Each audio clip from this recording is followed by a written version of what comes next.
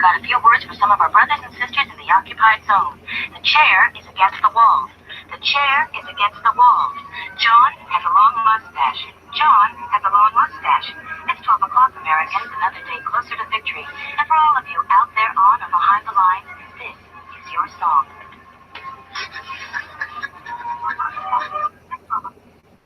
And welcome everybody to our Daily Gun Show. Come to you live every weeknight at midnight Eastern, and we talk about guns for an hour. I am seeing a weird thing popped up on my phone, and I'll get back to it here. It is episode 860.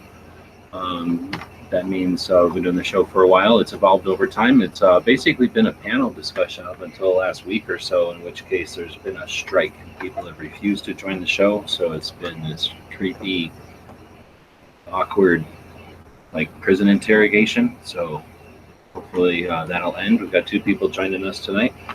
Clover Tat, jumping in from Texas. Thanks for joining. Hey man, thanks for the invite. Good to be here. And then Patriot jumping in from Michigan. Let's take a minute. Well, thank you very much. Appreciate it. You bet. So tonight we're doing a little something extra. We have a goofy thumbnail out there, and I'm too lazy to write an alt text. So instead, we're going to make the audience do that and dangle prizes in front of them. So mention it out there, but I'll throw it out there again. If I can scroll up to where it actually is. I'm fighting my mouse tonight because my mouse is dying and being really weird, really belligerent, and sketchy. It's just dropping, just clicking on its own brain. So a little distracted. Now there's the plan for tonight. Whoever can come up with the best story for what's going on in that thumbnail, they're going to win some fabulous prize, and Patriot will be the judge. So I guess I'm not screen sharing. I'm going to screen share here. And that's about the best I can do, I think, because if you try to click on it, once it's playing, the thumbnail will go away, but I won't try to describe it. And I guess if Clover's interested, he can participate as well. There's no way to cheat, really. If somebody wants to jump in and try to describe it or describe their entry or say their entry, that's fine. Quit screen sharing because I'm pretty sure my computer's going to end up clicking out of here. If I click out, I will attempt to come back and I'll just unplug my. Oh, actually, I might unplug my mouse anyway for a little while. Can a mouse overheat? There's a laser in there. I mean, it can, but I mean, it's highly unlikely. Actually, it is pretty hot. I mean, for a mouse, there's heat coming off. Are you using it? Are you using it on a different surface? No, it's normal, but it's super hot today. Got to like 108, like 105. But this mouse is pretty hot. It's been acting glitchy, so I'll just run without it for a minute. It's being needed.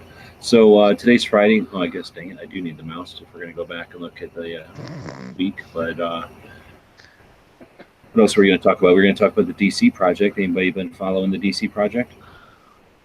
I have not, unfortunately. No, I haven't. All right. Well, that's 50 women, one from each state, show up in Washington. I think this is the third year they've been doing it. And started off with just an individual and her friend, and it blossomed. And now 50 women, one representing each state, show up in Washington, D.C. for a couple of days, actually. They've been meeting with our representatives for a while and for the last couple of days. And they specifically talked to them to give them some experience with the variety of firearms owners and all the different reasons why people own firearms. They're offering stories and insight to our culture, our portion of the society, right? And then talk about politics, I guess, to some extent when it's possible. They're gonna. I think they get into groups. I haven't actually done it or nothing, but from what I understand, they get into groups, and the groups travel from senator or congressperson to congressperson, and then have like a portion of them, each of them kind of tag team. So they each get their own state and then some others, right? And then that way they get to, somebody who's maybe from a very pro-gun state can experience what it's like to have a representative in a state that isn't, and vice versa, right? So the experiences from what I've seen from Instagram and from well, pretty much Instagram, is a lot of selfies and stuff. But it's interesting to see the same group, but with the different office. The different offices are made up differently for each state. Each senator's got their own taste, but they're trying to almost always like promote the state that they're from. So they've got some kind of elaborate sort of thing for like these meetings. So there's some. It's kind of neat to see the different variety, and then some of them are real subtle, and then others are super flashy. So I don't know. It's good work, and it's their third year. Obviously, a lot of networking. Bringing 50 people together is amazing.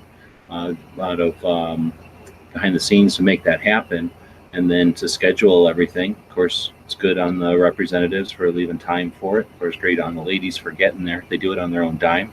So I tried to post a couple of things on Instagram and encourage people, if you're able, if you're interested, to seek out those ladies that were involved and support them. Many of them are in media or in industry. So that's the goal, is to show a variety.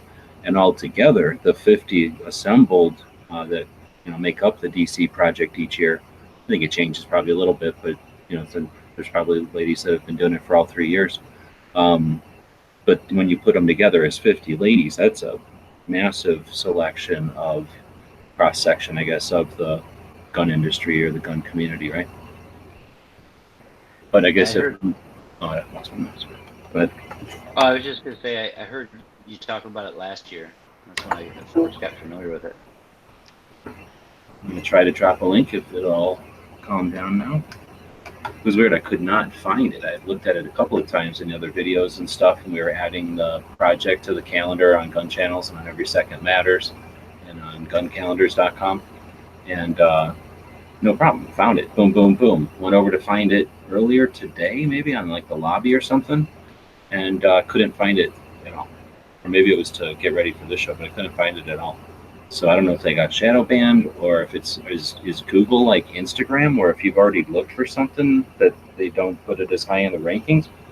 Doesn't make any sense though. When you're specifically looking for the same thing, you think they'd be inclined to show you the exact same list again, right? Knowing you only went to one thing, went directly to it.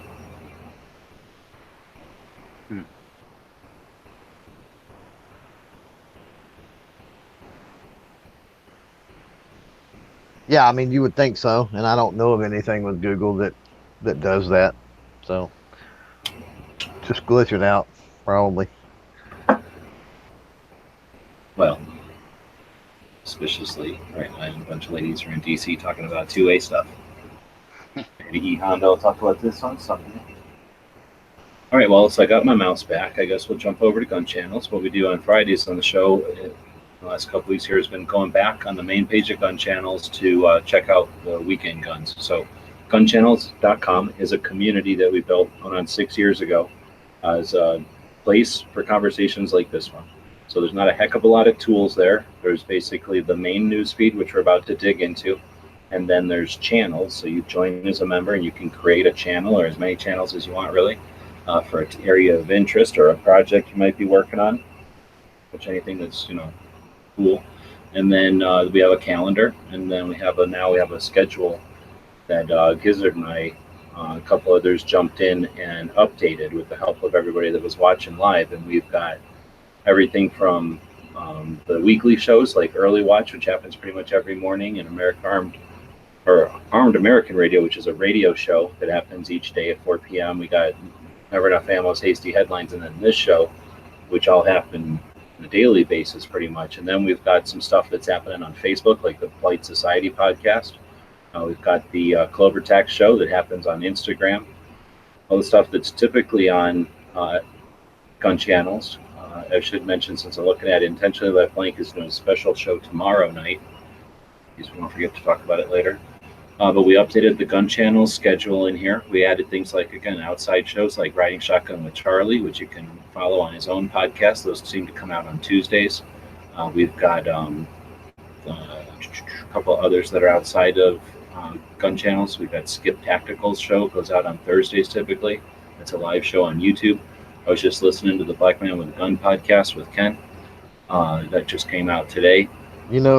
Skip does more than just that one too. I've noticed, but I don't know that she's consistent with her other ones. No, that's the thing. I only put ones in here that are kind of on the regular. Like Mike has one that comes out on a Tuesday or a Monday, I think, but he hasn't come out since May. And I didn't even put guns. I didn't put Gun Freedom Radio on here because theirs hasn't come out with a new show since almost SHOT Show. So they've just been driving around doing stuff. So some of these shows, I guess, are seasonal, maybe, or when they are back home from traveling or something. So maybe Mike's doing a lot of training, right? Or not training, but getting ready for his competition, attempts. So whatever. I put the ones that were consistent.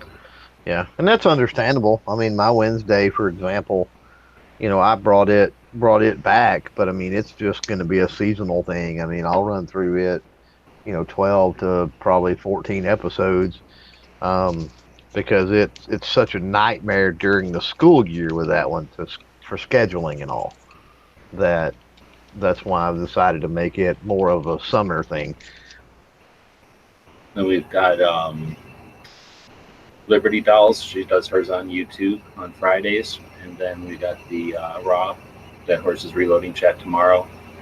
Tony Simon's chat goes out on Saturdays, it seems, and that goes out on the Anchor system, but you can click on this link and watch it on a computer.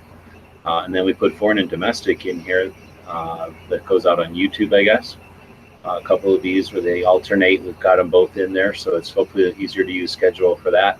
Now, Sunday is a whole nother story because there's so many radio shows that go on Sunday. So you can pretty much sit down at 10 a.m. with the Gizzard's early bird chat and get done sometime at midnight and have gun chat the entire day long now. So after Gary comes Charles Heller here in Tucson, has two different radio shows for a couple of hours. Then Walter or Grissom does a 3-hour show. Honda does his conspiracy show in the middle of all that. Michael Cargill does his Come and Talk It show that Yoder posts here on Gun Channels. Never Enough Ammo sneaks a show in there. Then Mark Walters, who does a show each day at 4 something p.m., does a couple hour, 3-hour show on the radio, but you can listen to it on this link here on the internet.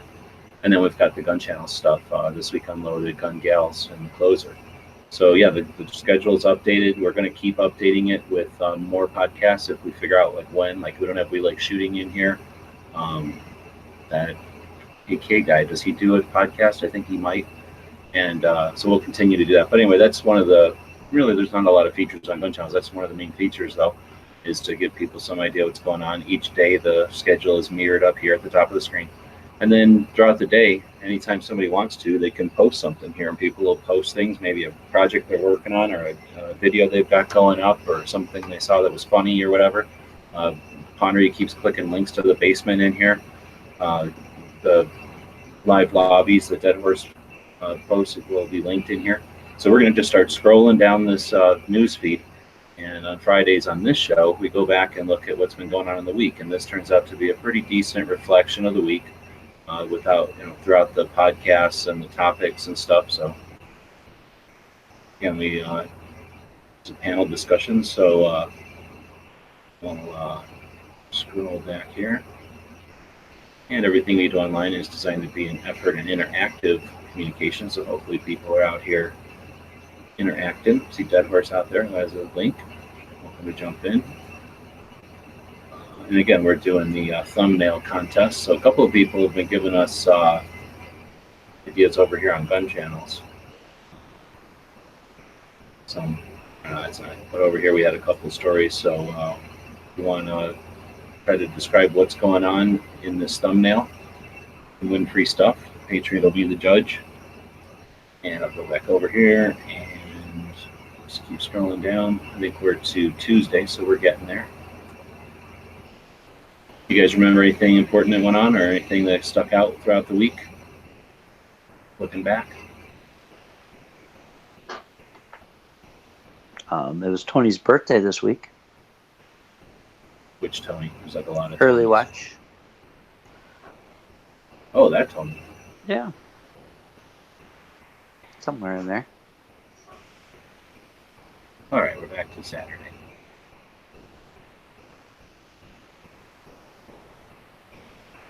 And this is close enough. So now we'll get, okay, we had a telethon last week to try to hit the goal for the Kalashnikov patches.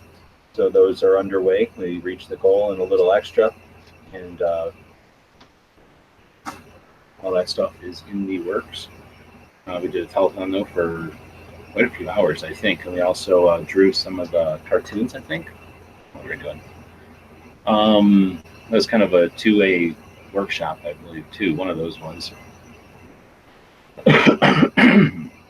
So Patriot's been posting quotes every once in a while, so we'll see a couple of those throughout the week. This first one here is every man who loves peace, every man who loves his country, every man who loves liberty, ought to have it ever before in his eyes, that he may cherish in his heart a due attachment to the Union of America, and be able to set a due value on the means of preserving it. Stuff can get wordy. When I saw that one, it made me think, a soldier above all others prays for peace. It goes on, but that's from MacArthur. And then you would put in here, there's no such thing as an atheist in a foxhole. So then we have the lobby. Looks like, I'm sure we already up to Monday. No, this was Saturday morning, I guess. This was Friday. I'm probably back on Friday. Daily Gun Show, and then, so we've got Patriots quote cut in there twice. Oh, what do we got? Posted a Saturday show, Ghost Tactical, posted something about them orange big dots. Fan of big dots, Clover? He's just phoning it in. No, I'm tapping the screen trying to get to the mute. Just stupid phone. Not necessarily. No.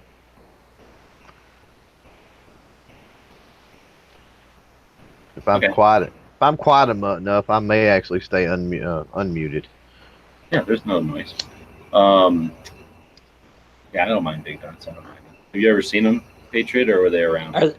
Are they glow, or are they just They're just high vis? They're night sights and everything, except that and there's models of them. So some of them have larger vials than others. None of them are super exaggerated vials, but some of them will have larger vials than others. But their main thing is they've got a really big painted white dot. So they're maybe twice the size of a standard dot, and then their rear sight is just a V.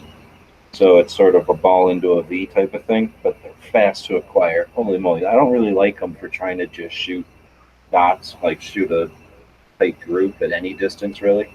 Some people really can. Like, I've seen people who can, and they must just point, they must use a portion of the dot because it's so big.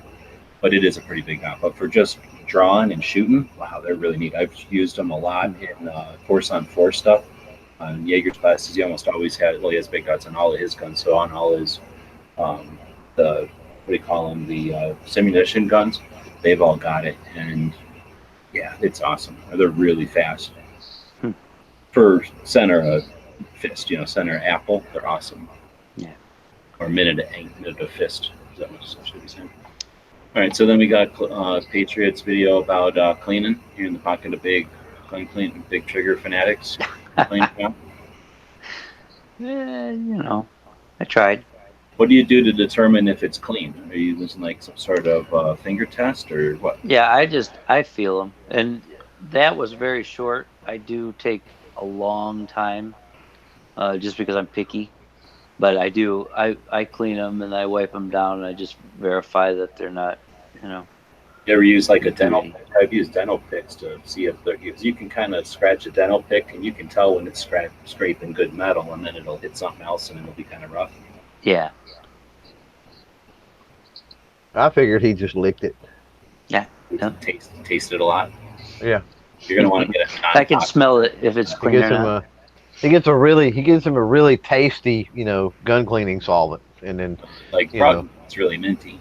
Yeah, and then if he runs his tongue across it, if it hits a bitter spot or something, he knows it's still dirty. So Angelina posted something about this thing. I didn't watch it. Did I watch that one? Is it the earthquake? No. The actual 911 call of a home invasion. Oh, yes. Yes. That was pretty good. It was kind of opened your eyes for sure. Luckily, the guy was had a firearm. Otherwise, it probably wouldn't have been such a happy ending. When you watch them on But- YouTube, are they described, or are you just getting it Well, from it's just whatever, it's a 911 call. Oh, I okay. had one problem with it though. The operator kept asking questions like, okay, well, how many vehicles are in your driveway? What color is yours? Is basically to get the police some kind of idea of what they're walking into. But not once did she ask, "What are you wearing?" I mean, that would be the first thing I'm saying. Hey, I'm the good guy. I'm in, boxers and a t-shirt or sweatpants or some kind of nonsense, but didn't say that at all. So as far as the cops coming up there, they didn't know anything about it. So that's the only thing I didn't really care for it about. I think that should be a kind of a first question to see what and who you are, I don't know. That's the first thing I'm going to tell them. Hey, I'm I'm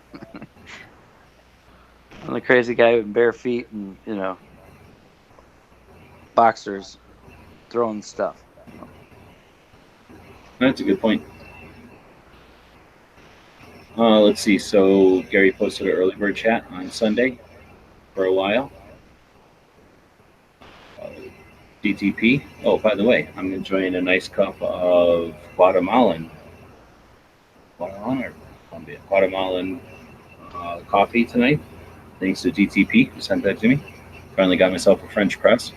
So we can talk about that in a second here. But anyway, he posted something about John Lott losing his Twitter post, I think, not his account. Anybody check that out? Not surprising. Yeah, they suspended him, I think. Oh, they suspended his account? I think that's what that said. Does it say? Oh, no, yeah, it says right there, duh. Yeah. Twitter has suspended prominent gun rights activist and researcher John Lott over a tweet about the New Zealand mass murder that killed a group of Muslims as they attended a mosque. Yeah, I'm sure it wasn't made up. Well, you're not supposed to talk about stuff like that in public, I guess. But anyhow, yeah, that's bullshit. I would like to get John on bullshit with us. He's got that kind of time, interest, inclination. He may have it now. It's not like he's going to be able to get on Twitter anymore. Tweet no more. Like keeps jumping in. Welcome. Didn't you just buy some crap over at the store? So you'll be able to pick some patches here in a bit. Yes, I did. So did I. Thanks for that. Oh, you did? Thanks for the invite. Oh, I always sneak in one. I'm still going for that same patch, so every time I ask for it, I get a different one. So appreciate that. So yeah, well, dang, I was thinking about taking a picture, and I guess I didn't have time. I didn't even post this on Instagram like I was gonna, did I? Dang it! I think it was like I had an hour, just like quick. Anyhow, so I want to thank DTP. You sent me some of that. I think he roasted it even. All right. Coffee and a couple of different. One of them was Colombian, and this one's Guatemalan, right? And I got trained to be a barista, right, by Starbucks for a while, and I understand coffee. I'm not a connoisseur or nothing, but I certainly appreciate having good coffee versus the instant stuff I usually drink. So I appreciate it a lot. I went out and got a French press. That was my other problem. I don't only like drinking real coffee like that out of a French press, and ended up getting one at the 99-cent store for $3. And I'm gonna probably do a video and get another one just so I have another one for spare, just because it is awesome. It is every bit as good as the last one I had, and yeah, amazing value. So that's what I was going to ask. Does anybody drink coffee, and if so, what's your thoughts on the French press? I have never tried a French press. Is that the kind with the coil and a strainer type? Basically just a glass beaker, right? Okay. Glass vessel, and then it's got a plunger with a piece of screen on it. And yeah, it's got this like thing that I always thought it was for like cocktails or something, because it kind of looks like this one cocktail thing that's for like getting seeds and shit out of a cocktail drink. But yeah, you just kind of push you put the hot water in on top of some ground coffee, and DTP was saying you'd you would have made it a different grind, I guess, right? Like a bigger grind, so like a chunkier coffee than what you'd put into a coffee maker. Yeah, a medium grind rather than a fine grind.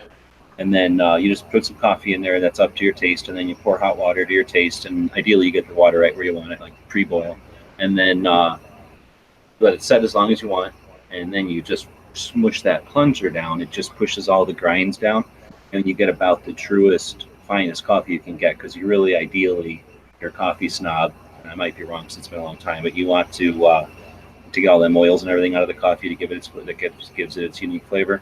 You want it to be a pre-boil. You want to bring your water up, not boil it and cool it, because that screws with the water, and then like let it set for a certain amount of time.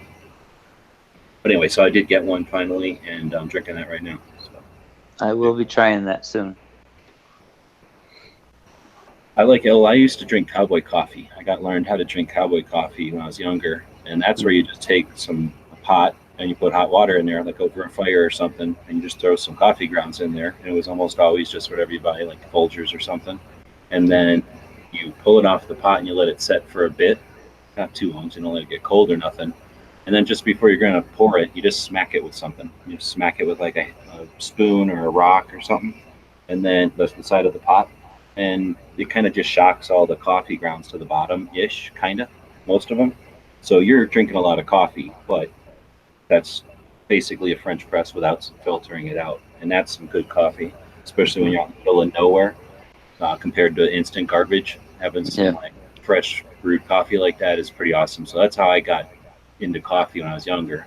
And then whenever I got to do the barista crap, I figured out French pressing was the way to go. But so I'm back in business with a fancy coffee, and then enjoying it with a little bit of nut milk. So you guys aren't really into coffee though, huh? I am. Oh, I drink it every once in a while, or most of the coffee I get is what I get down at the cafe whenever I'm working weekends. Yeah, I drink coffee or water. That's it. And then what are you doing? Coffee maker? Something fancy? It's just a coffee maker, but my coffee's got to be as dark and as bleak and strong and bitter as it can be. What do you think? I don't put coffee makers that use like creamer, except it's coffee in there, and then they put in a little robot, and then it spits out coffee at you. No. Talking about the little coffee pods. Yeah, with crafts. Yeah. Ever had those? I've got one. It's okay if you just need a cup of coffee and you need it like now, not 20 minutes from now.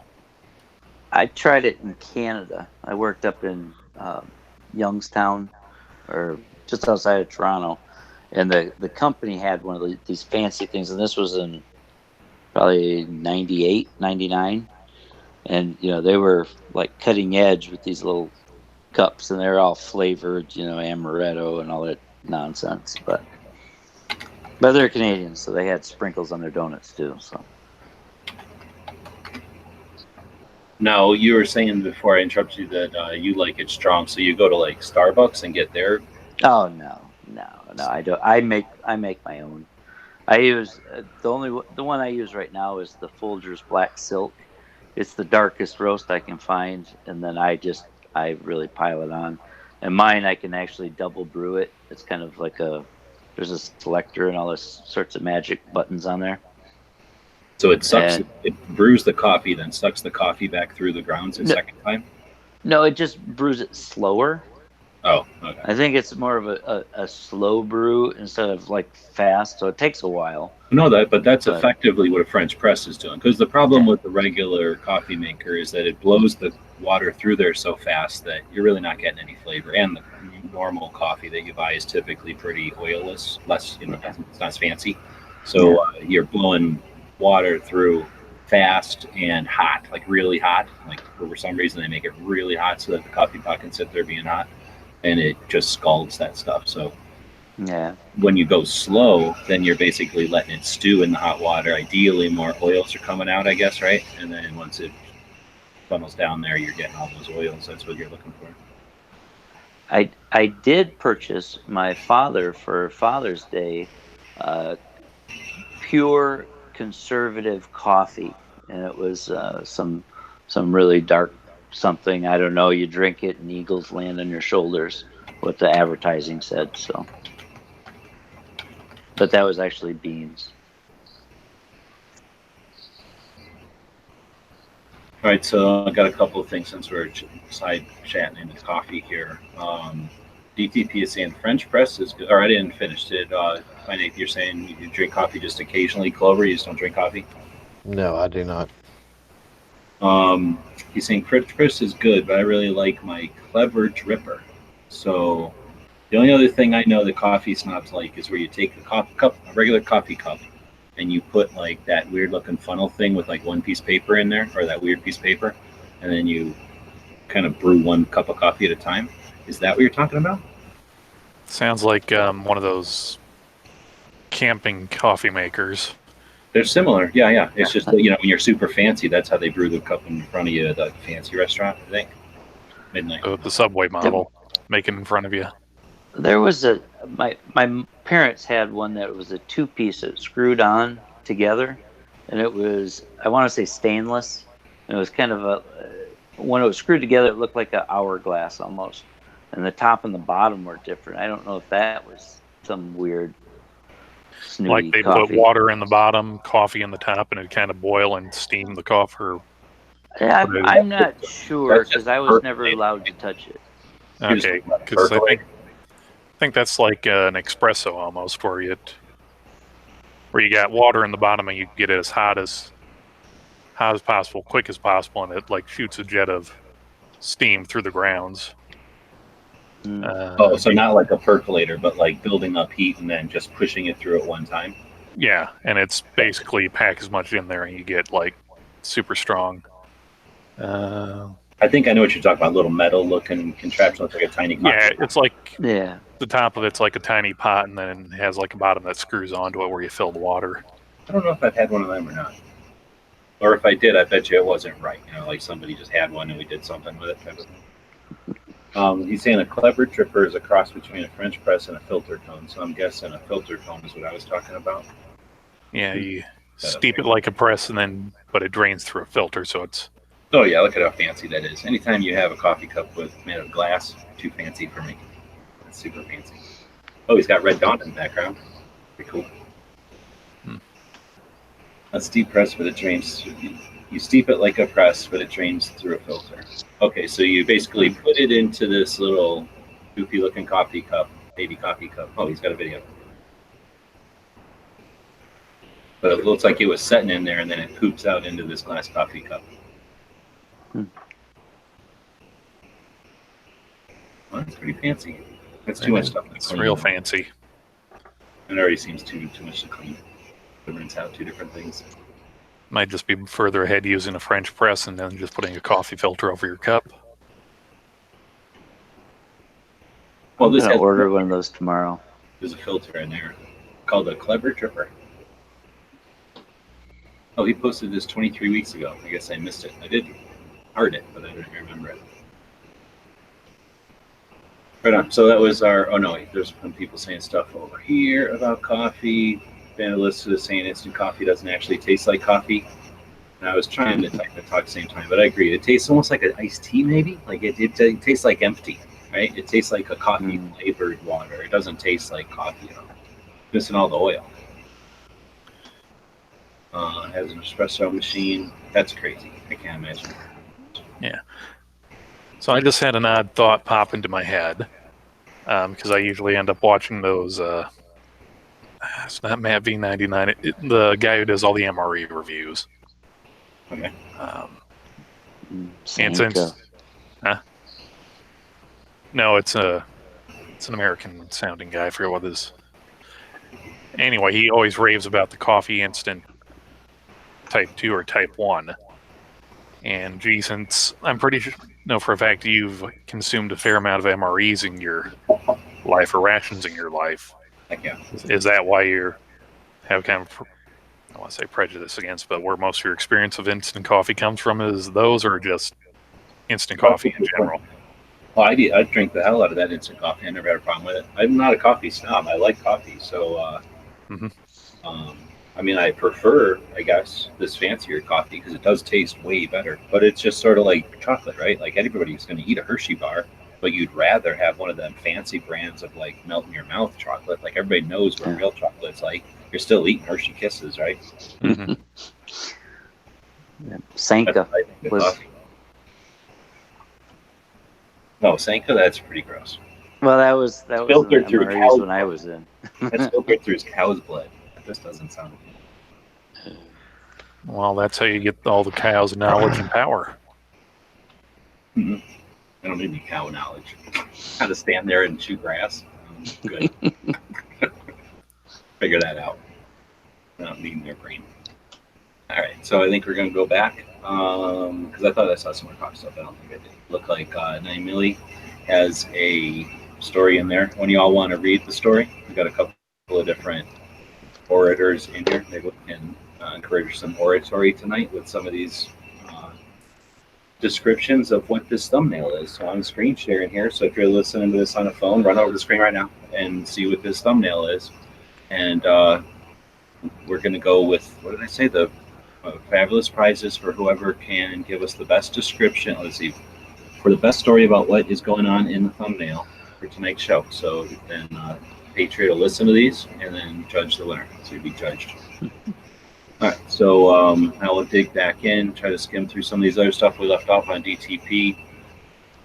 I was just writing the most boss comment on NEA's new NFA folding brace video, but then it disappeared. So Blue Steel now knows that Matt, if he doesn't get enough compliments in a comment, he will delete it. He's figured out the wrath of Matt.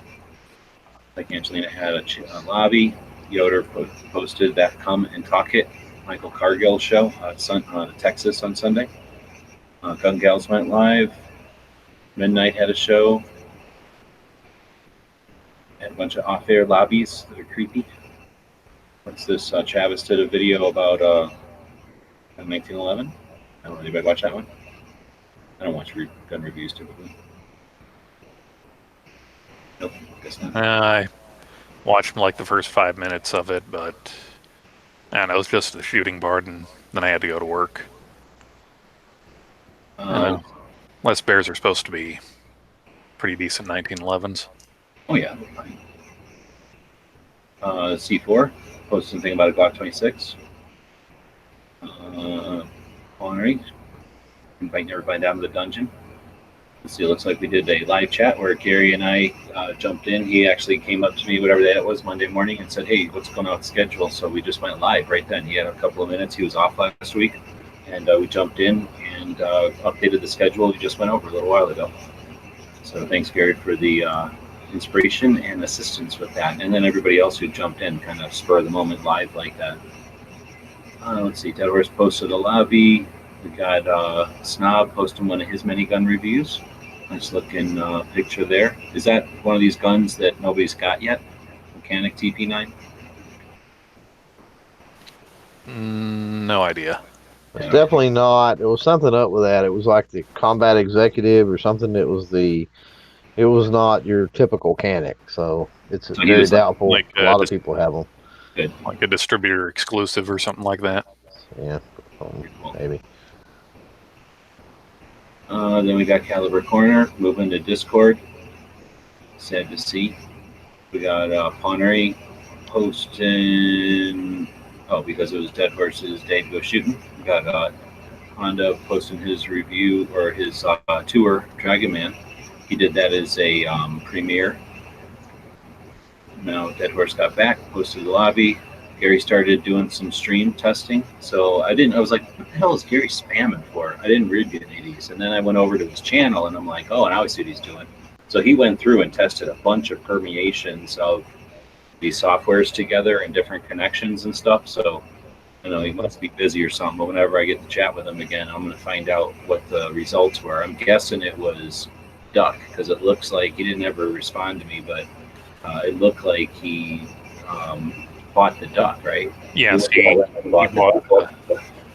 bought the duck because he wanted to have the full feature set. So I think he said it was like $25 or something. His foul territory that he just did a couple hours ago here was using it. Yeah, it looked great. Yeah. I assume that's what he did because all the ducks were chickens basically. Yeah. But he's boycotting this show. It's too good for it. He's got other things to do, so we'll never know. Maybe we'll ask one of his people. We'll ask one of his people next week. Then we got Ghost doing a show probably on Tuesday. Then we got Knives post something about California coming from America, looking like a duck. They didn't pay for the duck. They got the duck crammed into them in California. Hit or Myths showed up. Got another snob review. He's doing good with them thumbnails. I think that's the kind of stuff people like. There's that whole business about faces and stuff.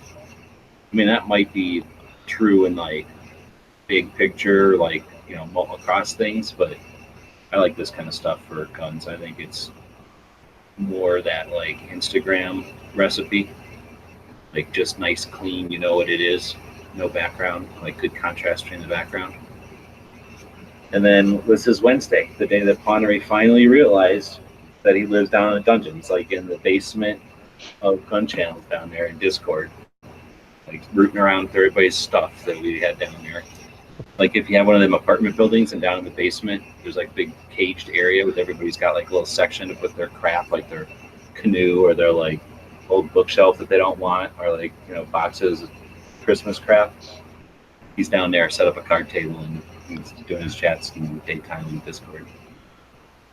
Bullet where? I don't like Discord.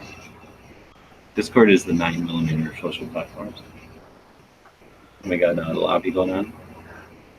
Honda posting this Stormtrooper gun. What do you guys think of the Stormtrooper furniture? Yeah, it looks like the illegitimate child of a P90 and an AR-15. I don't mind it so much, but I think it needs Cerakote. It needs color if you're going to do that to it. I don't know. Maybe if you had like one of the not 5.7 upper, I forget what the ones that take the P90 mag uppers, that might look a little bit better without the mag sticking out the bottom. Pretty sure that was the name of the company, right? Like 5.7 or 5.7, and they were like the 5.7 AR or AR 5.7 Yeah, and they use the horizontal mags, so yeah, Dude, we'll that splash thing, color. an SBR in 5.7 with this gun would be kind of neat. It would be like a better ergonomic P90. Mm-hmm. Yeah, Somebody can make this in 9mm as an SBR though, and that's going to be dumb. Yeah, and then all you need to do is get yourself a little 5.7 manufacturing ammo plant that clips into your magazine well, and you'd have your infinite clip ghost gun. Dude, you could put, so what we're talking about here, Patriot, is a stock and foregrip it's really a hand guard. No, I guess it is attached to the... Yeah, it's a foregrip. Right? Yeah, the foregrip. So it's a vert grip and a stock set that you can buy separate or get them together, and they have like a look. And if you remember some of the like Mac 90s that looked, or like the Hungarian imports during the ban, or during the import ban where they had to put thumbhole stocks on More it. like a Right. Monte Carlo. G30, not G30. Not really Monte Carlo. It really looks a heck of a lot like a It almost looks like that HK civilian version of their 33. I don't know if you ever seen that one. Those gray guns. Did they ever see those gray long barrel civilian HKs that came in?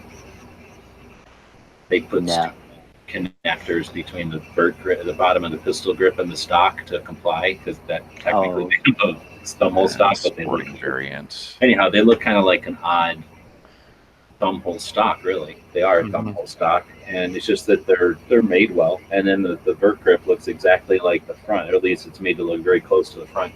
So together they look like some sort of little stormtrooper gun. Really, make an AR looking like a stormtrooper gun.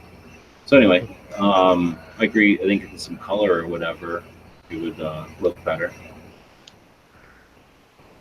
G36, that's what I was thinking of. And then that was Honda. His link, he didn't join in because he doesn't like guns anymore. He probably sold it because he doesn't like guns anymore.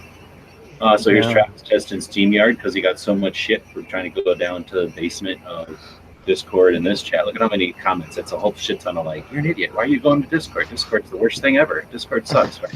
So then he came up here and he's like, oh, I'm going to go to StreamYard, the duck.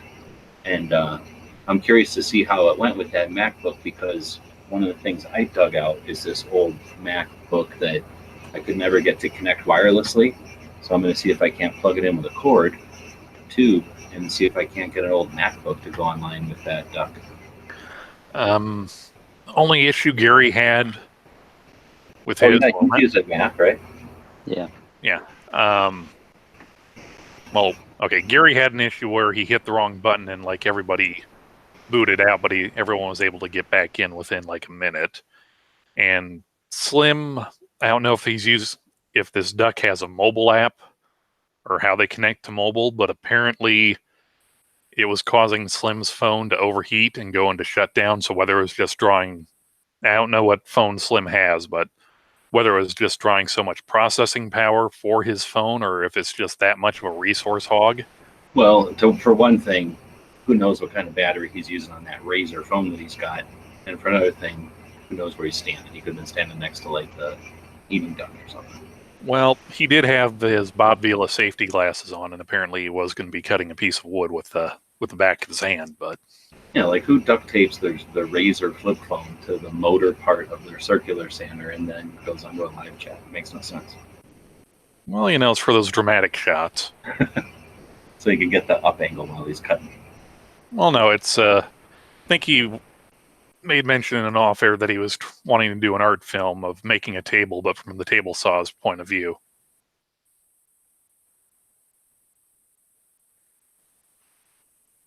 Must be frustrating if the table saw is really interested in unity and bringing people together, and it's constantly got to divide. Mm-hmm. So we got Clover posting a thing about, how do you say her name? Bella. Bella Farias. What's her deal? She is an NRA Youth Shooting Sports Ambassador. Oh, okay. I've met a couple of those over the years. So it's what, people that are just like interested in doing it, or do they like have to? No, there's an application process, and there's only 6 of them nationwide that get selected. They narrow it down to the final. I don't know how many originally apply and all, but they narrow it down to 20, and then from those 20, they actually go through like an interview process and all that, and they select 6. Now, everyone I've ever met is a girl. Is that a thing, or is it just everyone I've met is a girl? It's most of them are going to be girls. Yeah, I think she said that this year there was 4 girls and 2 boys. Is that just because there's more girls in youth shooting sports? It's getting that way. It's getting extremely girl heavy. Video games, unfortunately, is a lot of what ends up killing out the boys nowadays. That's they awesome. just, so they don't. The girls are a little more apt to get out and be active. Let the dudes wiggle their fingers, and then chicks can go out there and take over the shooting industry. That'd be awesome. They're doing it. At least the new generations are doing it. So, yep. Well, here's the thing: them guys are going to be able to thumb wrestle pretty good, maybe. Right. All right. So then we got a budget. Trying to get Dave over something. Posted a couple things about that DC project that's happening today, or that happened today.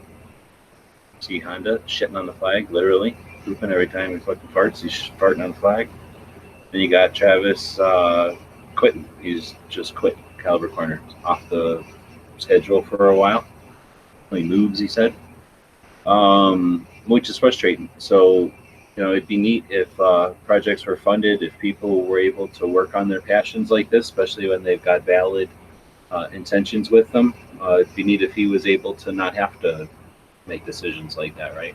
I mean, I have no idea what his actual decision was, but if it's something to do with financial, or if it's something to do with having to make a decision between time for this and getting something else, it'd be great if he could just have the option to say, oh, we're going to have movers come over on Tuesday and do that for us, or I don't know what his issue is, but you know what I mean? Like, it's something like working on the car, like, oh, I could take that to the shop and then be here editing video, I think it's just kind of the stress of moving and trying to be kind of bouncing back and forth between their old place and their current apartment and that.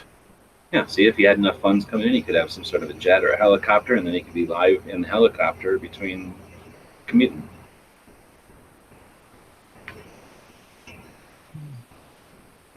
Well, I think you can get a slightly used jetpack for a reasonable price nowadays. We were promised Jetson cars, so we'll have to make do with helicopters to it. Mm-hmm. Pawnery, again, down in the basement. Trying to spruce it up with some sort of an elaborate Batman-looking door. Let's see, Patriot. I thought this was a pretty good one. This would be neat for somebody to meme or something, I think. Here comes the orator with his flood of words and his drop of reason. Takes a second for it to sink in the first time, but that's Benjamin Franklin, 1735. That would be like a cool comment to drop when somebody's being a blabber on a live chat somewhere.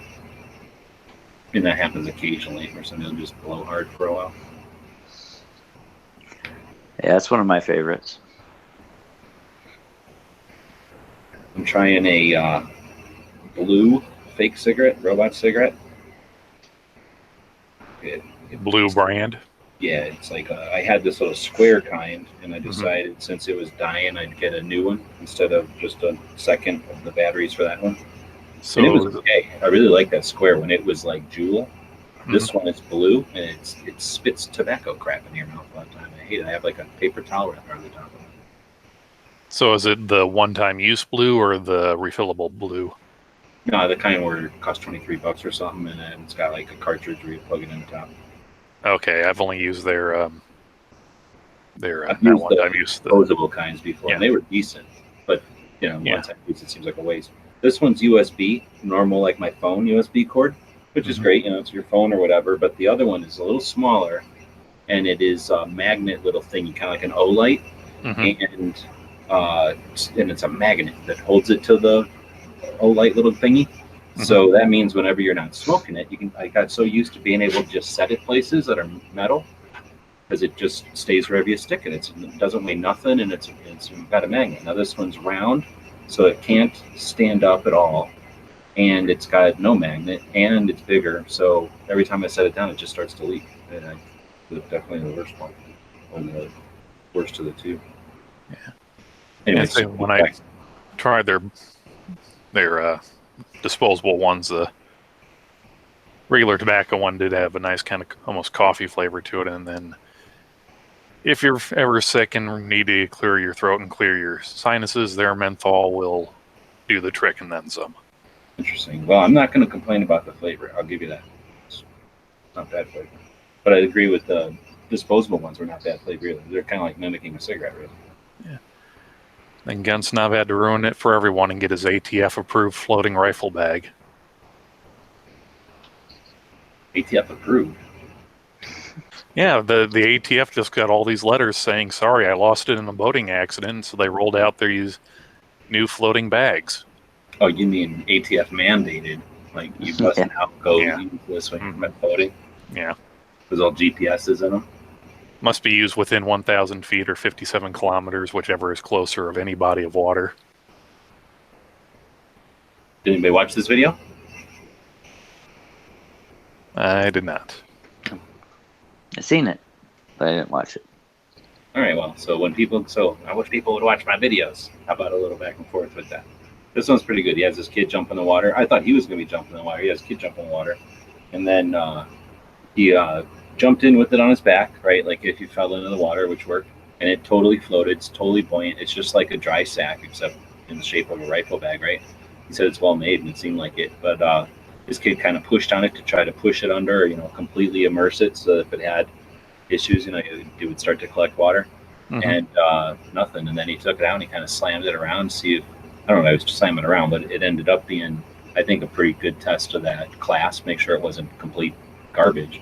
Because you can imagine taking a full rifle case, kid's floating in the water, and he holds it on this end, slaps this side down onto the water, you might as well slap it into concrete, right?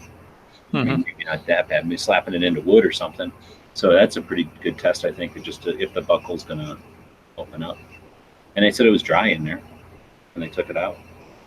I posted Skip's video. I don't know if anybody went over and watched her chat. Yeah, I watched it. Yeah, she's pretty decent. She catches a whole different group of people, being a female and being in the Air Force and being a mom and everything. Has the Gun Gals ever had Skip on? Not that I'm aware of, no. again, there's all kinds of demographics just because they're all moms or whatever.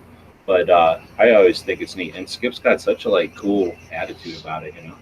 She's always doing interesting stuff too. It's always neat to see different. I don't know what she's getting her ideas from, but they're just different ideas for stuff to do on the chat and be interactive with people.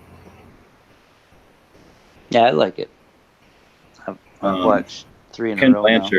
Ken Blanchard said that she helped get him back into getting him jazzed up again, and I can see why. She's kind of got interesting stuff. A lot of the ladies have different, whatever you want to say, ways of getting their stuff out there, and I think hers is unique. What were you saying? I've just watched the last 3 or so. And she does have a pretty diverse crowd in there, too. It's kind of nice. Well, Liberty Doll, her crowd is all a bunch of guys I'm going to watch Liberty Doll. Skip doesn't seem to attract that. It's mostly ladies that are learning from her, right? Asking, questions, and she's answering them the way a lady would, which is neat. A knowledgeable way, let's put it that way, too. Some of these, I want to say, radio show hosts, let's say, or I guess they're podcasters, but a lot of the writers too. They talk about their bio and they're like, I'm brand new to guns, and I'm blah blah blah. Yeah, she's got a long history with it. I mean, that's all she does. I mean, that's her job in the Air Force. Yeah, exactly, instructor. Yeah.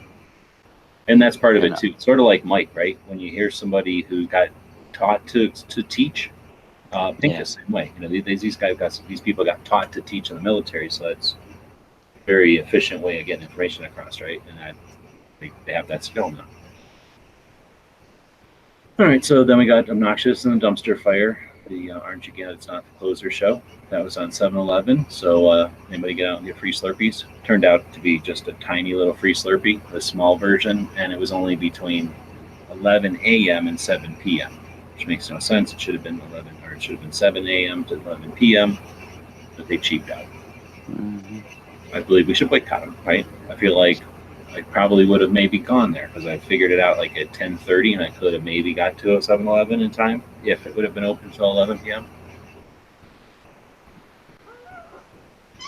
Let's see. Then Pincus posted something on Instagram, which made me look over on stupid Facebook to watch episode 500 of the Polite Society podcast. And Pincus was talking about the 2A, Save the 2A. Is that what it's called? SaveThe2A.org. Yeah, SaveThe2A.org. Yep. For the 5 ideas for the NRA. So there's definitely a group of people out there that are going to say, well, the Yankees even now saying, let the NRA burn, right? And he's got points, but then these guys are working to say there's 5 calls to action, 5 things we can do that could get us in a positive direction to keep the NRA. Well, I don't know what was talked about tonight, but I know Yankee put out a video where he's backtracked a little bit. I don't want to say he's backtracked because Yankee's got this thing to where he doesn't necessarily elaborate on stuff really well, and he will later on. So I don't want to call it a backtrack at all. But he's like, we let it burn, and then we go in and save what's worth saving at that point, and build off of it and build it back up. Mm-hmm. But, like I alluded to earlier, what I think is dangerous about that is creating apathy for people just to sit back and watch something burn instead of trying to mobilize people to be ready to go in and build that up. Because I don't know, once you tell people, go somewhere else, forget it, just let it burn down, ignore it, I don't know how quickly you can get everybody back on something to be able to build and restore. That's not getting people back on. That's first mobilizing after the damage is done. So what you do, a better strategy is be ready for it to burn. Don't be concerned if it does burn, if that's one of the consequences, or if we find out in the part that that's a necessary step, be ready for it. But certainly effort now to mobilize and coordinate and collaborate and work together, right? All different kinds of ways. But yeah, I can't imagine calling people to do nothing. That doesn't make any sense. Right. So This is the opposite. This is giving people, and it's not perfect, nothing's perfect, but giving people the 5 bullet points, the 5 calls to actions, the 5 things that can be done individually to create some chant, right? We can all yell and it becomes a murmur. We can all yell louder and it just becomes noise, right? But if you start to chant, then your message gets through. And if the chant gets loud enough, right? So I think that's what this is an effort to give us some focus with our frustrations. If you have frustration, there's certainly people out there that are just loving this show. They love every part of chaos and watching the frustrations and the attempts and the failures and the miscommunications and there's people out there that will do everything they can to incite and to allow this to fail. So this is an effort to give people some focus and some direction and to fight that. So yeah. So there's the picture again. Let me take a second. Mention if you want to win some free stuff, you can describe what's going on in this thumbnail tonight, and I'll go over and say whatever you want to say. Well, you were showing the SaveThe2A.org, and one of their things. This is something I was actually thinking about earlier. One of their things is member engagement, and as an instructor, I know I have a portal through the NRA, but it's not like through the NRA's main site. It's through their instructor credential, whatever stuff. A rank and file NRA member does not have any type of a member access to the NRA website, do they? No, but that's not the only method of engagement. It even says. Well, yeah. No, I mean, I get that, but here was my thing. I know that here in Texas, we do, and you can go in as a member and you have access, and so you have access not only for transparency's sake, you're right, to be able to read minutes of meetings and things like that, but also for the organization to poll. The organization can put little questionnaires out, like, how do you feel about this? What are you talking about? The Texas State Rifle and Pistol Association? Yeah, right. Oh. Yeah. So, when they, and I didn't know of anything like that, like I said, except for my instructor portal stuff. I wasn't aware of anything like that through NRA. And I thought, that could be helpful with engagement once you get, let me backtrack to say, God, what do you think? Blame everything. Listening to this, and he's like, "Shit, I should have a way for members to go tell us." Yeah, that's what I'm saying. Once we could get rid of him and the cronies and get back on track, is what I'm getting at. That would be potentially a good way to actually get more members involved. I mean, we all know that people like quick and easy, and let's do it lazily. So you're going to get a bunch of you people together, and we're going to all get you guys a hand mirror. You guys are going to all take a close look at yourselves because you're a bunch of hippies with your communist, let's all share the NRA conspiracies. Once we fix it, we're going to have some good sit downs and figure out all these, like, let's all share the NRA equally garbage. Lord. All right, so we jump back over to the Daily Gun Show thumbnail today, and you could win fabulous prizes by describing to Patriot what's going on in that picture. He's awake. He's still around. There's multiple elements of that picture. I don't understand even what they are. So, and that's us with the contest. I know, right? So now we're back to the end of the episode 500 of the Plate Society podcast. I'll also mention that Plate Society podcast is Paul and John and some other people I don't know so well. And I've known those guys for a long time. They've been going to the Gun Rights Policy Conference as long as or more than I have. Paul, the Plate Society podcast, has been simulcasting it or broadcasting it or streaming it, depending on how technology has changed since the first one I went to, I think. And then I, have not, I'm not saying he's perfect because I don't like the way he does it. He does it only on Facebook, which seems weird to me, but at least he's doing it. And the Plate Society podcast is definitely a thorough, 2A focused, worthwhile podcast, and they're awesome. 500 episodes. I do my sloppy show every day, and I'm at 800. They do theirs once a week, I think, or maybe a lot more often than that, but I'm guessing it's once a week, and they're at episode 500. That's a lot of work. I highly encourage you to go check it out. It is on our schedule, so you can check it out on the Gun Channels thing. If you see it in the list, I highly encourage you to check it out. Even if you don't watch it live, because it's on shitty Facebook, I can highly understand why you wouldn't watch it on shitty-ass Facebook. They do repost it, or at least portions of it, over on YouTube, just slightly less shitty. Are they And not are can- they not aware, G, of? I mean, you said you knew them. Are they not aware, or they just don't? Doesn't seem like they want to go to other platforms or to take it to podcast form when they're done or whatever. They I'd get like to 100 take- people to watch it. What? There's like 100 people on Facebook that watch it. You No, there can't was change 14 that. people. There was 14 people. Okay. I'm going to take this as an opportunity to say, value your voice, value your skills, value what you offer to the movement, to Second Amendment media. What is the Second Amendment media? There's no credential. There's no press pass. You can get a press pass for a specific event if you want. You can join an organization and get a credential from that organization, but there's absolutely no requirement to be part of the Second Amendment press, the Second Amendment media, the new media. Be part of the documentation of everything that's going on.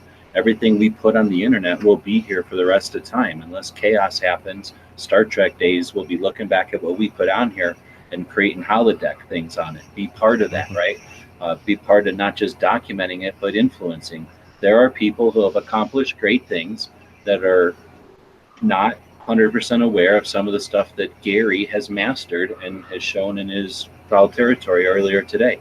This was the first time they ran the duck, and I think they were running paid duck. They paid for full duck, and they were fiddling with it. And it's not perfect, and their job is to provide archive and a consistent show, not to be techie. So yeah, I think we can all collaborate. I have not been able to get through with them, to answer your question directly, to do other things, but not everybody can agree with everybody, and not everybody gets, whatever. I'm not perfect. I'm not whatever the word is, like universal translator. I can't get through to everybody. But I'm still going to encourage you to check out the show. It's super valid. Some of the strongest dudes in 2A and been for a long time. And talk about not doing it for the money. Nobody's getting rich there. They're certainly not putting any money into their tech because there's no money. Then we got Sarge doing some kind of, he's in the pocket of big trail, like big alpha outpost, I guess. And get some kind of sandals, some kind of booklet, and It's like a hippie. Kind of bottle. Is it a hippie box? What is that? Sandals? What? mosquito repellent and a bar of soap. It's for dirty hippies, yeah, or something. Hippies don't use soap. You use That's a piece of stainless steel, Oh. natural spring water. Yeah, he was real excited to get that pack the other day, and then real excited to quick do a live unboxing about it. How did it go? Did you watch? I did not, because I was asleep at the time and decided that getting dressed for work was a little more important. Probably a good idea. Yeah. Now, on the other hand, if you listen to the Daily Gun Show, you should check with your HR department, because there are quite a few employers out there that consider time spent listening to the Daily Gun Show not just overtime, double time, overtime. You're going to get paid for this, but also it counts as continuing education. So it's a good chance you're going to get a raise. Talk to your HR department, and if your organization that you work for doesn't already have something, let them know to contact us, and we'll get that set up. So there should be no excuse not to listen to the Daily Gun Show. Awesome. Yep. Let's see. Then we got Dead Horse did a show, and we were listening to Charlie Cook. This lady was interesting. She is not a gun person, and that was an interesting podcast. That's the best way to say it, I think. It was very difficult to listen to, and then I went over and looked at her channel. I've been paying more attention to people's channels, I guess, because of all these girls I've been watching on YouTube that have been showing all their numbers, right? So, it's been a while since I looked at people's channels, and how much time and effort. There's so much stuff to put effort into now. The channels page, most people don't bother with that anymore. The about page, fairly rare to see anybody do anything in there. And the community page, I'm surprised if anybody uses that. So, just some of the stuff I'll look around and see how involved people are with their YouTube. A lot of people are basically doing like what people do the gun streamer. They're just dropping their videos and they're on YouTube and letting the YouTube engine, just like throwing stuff out in the river, I guess, with boats. Anyways, this was a channel that we were watching on the lobby there, doing an interview with Charlie. And I think it was from back in the day. I was drawing a picture of Charlie, and I was trying to figure out when his podcast had started. So I think it was an earlier interview. And I figured I'd listen to the interview in case he talked, about his story and all that. But yeah, I'm just going to say, if you ever have something to do, go check out that, or looking for something to do, check out that podcast and see what you think. Let's see. Then Honda posted a thing about Dragon Man's machine gun shoot. I think that's coming up in August or maybe September. Or is it October? I forget. But there's a machine gun shoot coming up. We'll look in the calendar and find it. Travis doing a review of the Ruger SR 1911. Is this his or one he's getting from the shop? Anybody know? No ideas. I didn't watch it since I already own a couple SR 1911s. You don't like the idea of Travis determining whether or not you made a good purchase or not? Oh no, I already know I made a good purchase because mine were both 10 millimeters. This would only be like half a review anyway. Then. Right. Knives posting something about Dems move to block export rule change that could boost gun industry. Measure that would derail the planned change to the dense federal regulations on gun imports. Speaking of that, did anybody notice that one chick at the second day of the Democratic convention said she was going to stop the importation of assault rifles? Right. Oh, really? Again? Like, does that happen in 96? Like, were you even born when that happened, lady? Yeah, right. Yeah, the importation of assault, yeah. Mm-hmm. Oh, because, most AR-15s they're imported, right? That's probably what they think. Well, the automobile industry started that whole imported from Detroit nonsense back during the bailout era. So I guess they just went with it as we're importing them from areas in America. So we need to stop the importation of these deadly weapons of war from the shores of America and keep them off American shores. So sad. They have no clue what they're talking about. Yeah, I was only able to really stomach the Dems debate from Liberty Doll's recap. Yeah, that's the only way I watched it too. Right, so this is interesting. Just reading through this link that Knives posted, right? Mm-hmm. It says how this bill, this importation bill is changed or whatever. It gets down to this part, though, and it says, let's see, other facets of this thing pushed through the Democratic-controlled body this session are $150 million in cuts to the Army's request for ammunition. So put that in perspective: $100 million in cuts to the Army's request for ammunition, and $300 million in cuts to the Navy's new aircraft request. Wouldn't you think aircraft would cost a lot more than ammunition? Yeah. Yeah. But well, I guess only request to cut in the request for, or no, I thought that said increase. So yeah, it's just a cut in the request. So they basically said you don't need to practice. But it says request, right? Mm-hmm. Mm-hmm. So it doesn't give the breakdown. So to be fair, we don't know that the request wasn't 30% higher than last year or something. Either. Exactly, that's what I was thinking too. Like if theirs was 100% more than last year, and they only cut it by 150, and theirs was 700 times more, and they only cut it by a fraction. Yeah, this is actually not that big. Yeah, that's where you've got to really be careful with a lot of these stories and stuff. You really got to dig sometimes. Yeah, and like for the $300 million for the Navy, that's maybe a handful of F-35s. They could have just said, no, you don't need 100 of these. You need 95. There's no way. 300 million. There's no way. That's like 4, right? Maybe. Yeah. 3 or 4. Yeah, and that's not very many. If I recall, wasn't the Army switching over most of their 5.56 to that enhanced penetration round, that all copper? Oh, that's true. If they were trying to do some like switch over, they might have said like, this ain't the time for a switch over. Or, Right. okay, you've got enough for right now. Or burn through your stock of old stuff and then we'll. How about you Mhm. stop this war before you start shopping for the next war? Right. Well, I think that enhanced penetration round is something that's a holdover from the Bush Jr. era. They're trying to go green with the copper composite rounds. Oh no, the Dead Horse was saying the other day they're trying to go to 6.5 or something too. So they're trying Oh. to change calibers.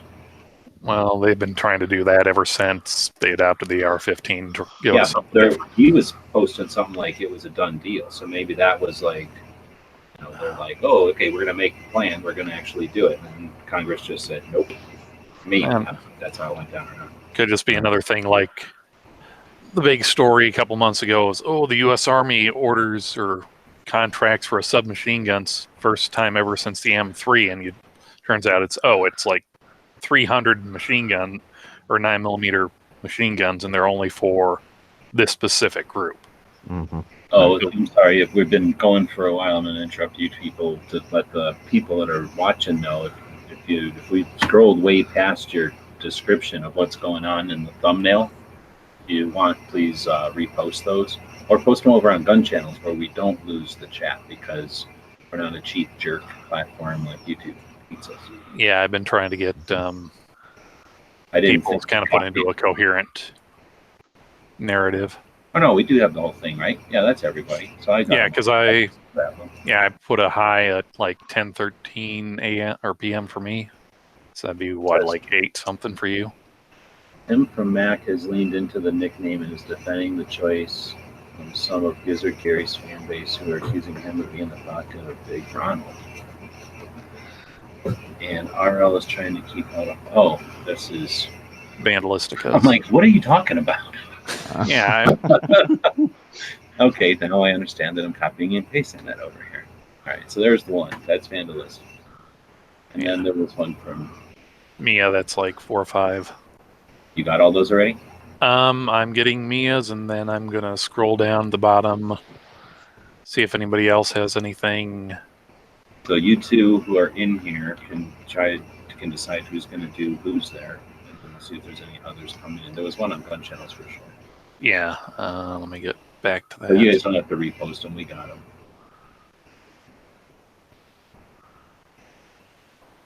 Okay, so we got both of those. And then there was one over here. If anybody else wants to get theirs in, this is the time to do it because we're copying and pasting. You can see it as we're speaking here.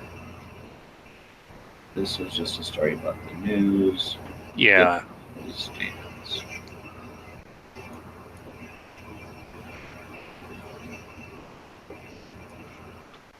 All right, so we got like 3, I think, right? There should be like one from Vandalista, Mia, and David, right? Or Dave. So far, that's the ones we've got. So those 3 entries. Then we've got Clover posting something here about being a shill. Is that today? Yeah, it was today. Mia says Ozzy had one at the beginning. Oh yeah. Take a look here. That she's going to be at the pop-up preview this year or next year at SHOT Show. So nice. Next year at SHOT Show, the room that was the showcase, supplier showcase, they're moving that to a whole other building, right? They're going to take that whole floor or that area that was the supplier showcase and make it the pop-up preview. So now instead of having to be standing in that hallway, they're going to be upstairs in those booths that are 9x9, little tiny booths. So she's going to have a booth. Pop-up preview was last year. Pop-up preview was the one-day thing upstairs. You're talking about SHOT Show Next. It was in the hallway. Okay, sorry. So it'll be pop-up preview is longer. It's all show. It's a couple of days or something, right? So she's going to be upstairs in that pop-up preview. Yeah, like USNER doc. Yeah, you are right. They are moving the supplier, but they're moving the supplier so that pop-up can be there all week. Yeah. It's all week. Okay. Yeah. Yeah. So we're looking forward to that. And then or actually I don't know if it's all week or just 3 days, but it's definitely longer. Longer than the 2 days it was this time, right? Or 1 day? Yeah, longer than the 1 day. Yeah, and I think maybe even the supplier thing was going to be longer too or something. Yeah, the supplier thing's longer, but it's in a different building. Right, which sucks a little bit. A lot of it. Then Ponnery posted this 4-wheel drive, 6-wheel drive ATV looking thing, which is pretty awesome. It's good also to see that Ponnery's finally coming out of the basement dwelling Discord Into the blinding light of day. sewers of the internet and coming up into the drive around into the future of the internet, which is just like a van, the future. Mm-hmm. Unlimited potential. I'm thinking right, that's an actual GM made motorhome. They made them for like 6 or 7 years, and they're apparently really popular, but not financially solvent for GM to keep making them. Were they really support 6-wheel drive like that, or is that somebody? They weren't like big tires lifted like that, but they were 6-wheel, like either V8 or diesel motor coaches. Let me see if it. So anyway, so now we're going to the lobby, and then we got Right of the People. We got Clover did a show, Yankee did a show, Gizzard did a show. Clover's the only one that jumped in. Everybody else hates guns. I boycott the Daily Gun Show. Then you got Free Patch Friday. So anybody that wants to buy something over at your website store today, it's going to get free patches. And then look, there's the thumbnail that we're going to be listening to the descriptions of. Did another one come in? Yes. So let's see if anybody else is dropping anything on the gun channel side. Otherwise, you guys want to just alternate? I'm going to recruit both y'all to Sam because you got voices. I can do whatever you want to do, Clover. Let's go in order then. Why don't you start? One of you start, and then the other one, then the other one. Then I'll click on here. So, All right. So wait, hold on. Patriot, are you there? Yes. Okay. All right. The pressure. The pressure. Okay, so Tim from Mac has leaned into the nickname and is defending the choice from some of Gizzard Gary's fan base who are accusing him of being in the pocket of Big Ronald. Continue. And RL is just trying to keep out of harm's way. He's got beer to drink. So that was vandalistic. That's Black Cat. Black Cat. Yeah. Is that fan real bad? Here, I'll mute.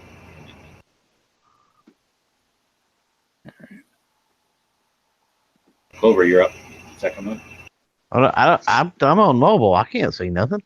You know what? I can do a different voice if you don't mind it. Do my accent. You gotta do my accent now. No, sir, I shall not do your accent. You made the bold decision to be on mobile, therefore you have to deal with my crappy British accent. I can handle that. All right. This one is from Mia. Two neighborhood delinquent chickens have always hated their neighborhood butcher and cheeseburger in general.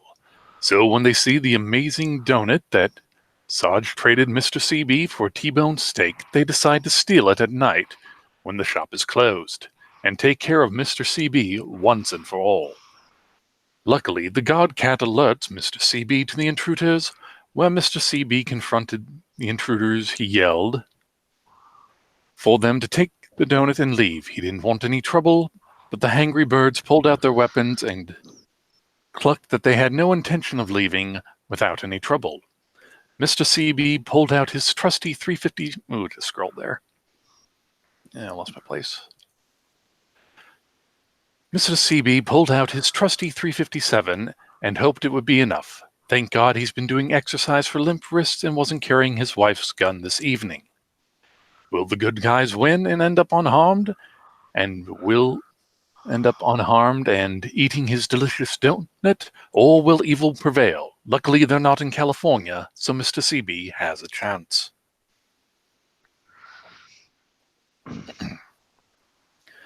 And one for David. It looks like Midnight Range TM shooting at Gizzard and his twin chicken channel partner with Slim Cowboy's wheel gun, and Black Cat Outdoors runs away from Donut Lover. Gizzard Gary and his evil twin are trying to steal pancakes, ham, and sausages. Must be a pancake shaped like a donut. And Ozzy Osbourne. Looks to me like head chef Mr. Cheeseburger has just decided what tomorrow's lunch special is going to be. Chickens? I know he doesn't say. He made it short, but not very descriptive. Could be chicken, and it could be tamales. Okay, we got a mixture of meat there. So, Well, but it looks Yeah. like the cat, or it looks more like a rabbit to me, is going to get away. So, looks like the cat has something in its mouth and is running away from That's a Mr. cat running off Cheeseburger. with a bunch of sausages. oh, okay, I couldn't tell. It looks like long ears on him. I told Yeah. you I was confused by it. Yeah, because I can clearly see the ham hock, what appears to be a cylindrical meat object, probably a sausage, a black or a chocolate donut, chocolate frosted regular plain donut with sprinkles, cat on a mantelpiece running away with sausages in its mouth, and a very angry but well-armed Mr. Cheeseburger head. Then we get some chickens with a knife and Bomb. maybe like a bomb, like the old-timey cartoony bomb. Bowling ball type of bomb. So this is some goofy French butcher ad. And I just stuck a hamburger on a head on the butcher. I gave him a gun because he has 2 knives and he's like threatening them chickens, I guess, while the cat's running away with the sausages. So that's how you buy meat in France. So there you go, Patriot. You had 4 entries, nobody else in here. So who's winning? Okay, well, I know If that you was- like, I can reread some of them. Well- Just let me take out the timestamps so they're actually coherent. So Tim from Military Arms Channel has leaned into the nickname and is defending the choice from some of Gizzard Gary's fan base, who are accusing him of being in the pocket of Big Ron. So I guess Tim is getting rid of the hecklers. Then this one says, oh, I guess I didn't finish that one. That's the part where Black Cat's running away. Yeah. The other one is 2 neighborhood delinquent chickens have always hated their neighborhood butcher and cheeseburgers in general. So when they see the amazing donut that Sarge traded Mr. Cheeseburger for a T-bone steak, they decide to steal it at night when the shop is closed, and they take care of Mr. Cheeseburger once and for all. Luckily, the cat guard alerted Mr. Cheeseburger to the intruders. When Mr. Cheeseburger confronted the intruders, he yelled for them to take the donut and leave. We don't want any trouble. But the hungry birds pulled out their weapons and clucked that they had no intention of leaving without trouble. Mr. Cheeseburger pulled out his trusty .357 and hoped it would be enough. Thank God he's been doing exercises for limp wrists and wasn't carrying his wife's gun this evening. Will the good guy win and end up unharmed and eating his delicious donut, or will evil prevail? Luckily, they're not in California, so Mr. Cheeseburger has a chance. I don't like that English voice. I think made it all awkward. My apologies. If somebody could be on an actual PC, you'd have I wouldn't have had to have done the different voice to make it sound like we had, a budget or more people here. Who's the real one? There's a problem here. Well, we could blame the other 27 people that had invites tonight and didn't show up.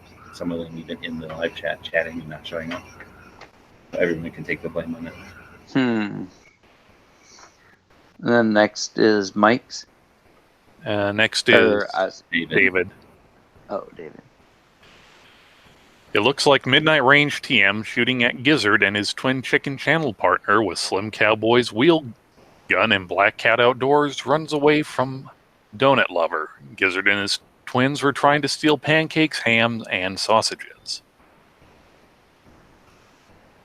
And then the last one was Ozzy Osbourne. Looks to me like the head chef, Mr. Cheeseburger, has just decided what tomorrow's lunch special is going to be.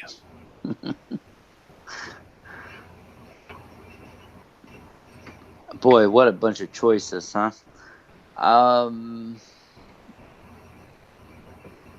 Oh, see, Mac, Big Mac. That's what that's all about. Yeah. So we went, And in the pocket of Big in the Big Ronald. McDonald's. and Big, he leaned into the name, Big Mac. Get it, Mac? yeah. And then Trucker put a really small one out there, like a little haiku. Who let the cat out of the bag? That's supposed to be an entry.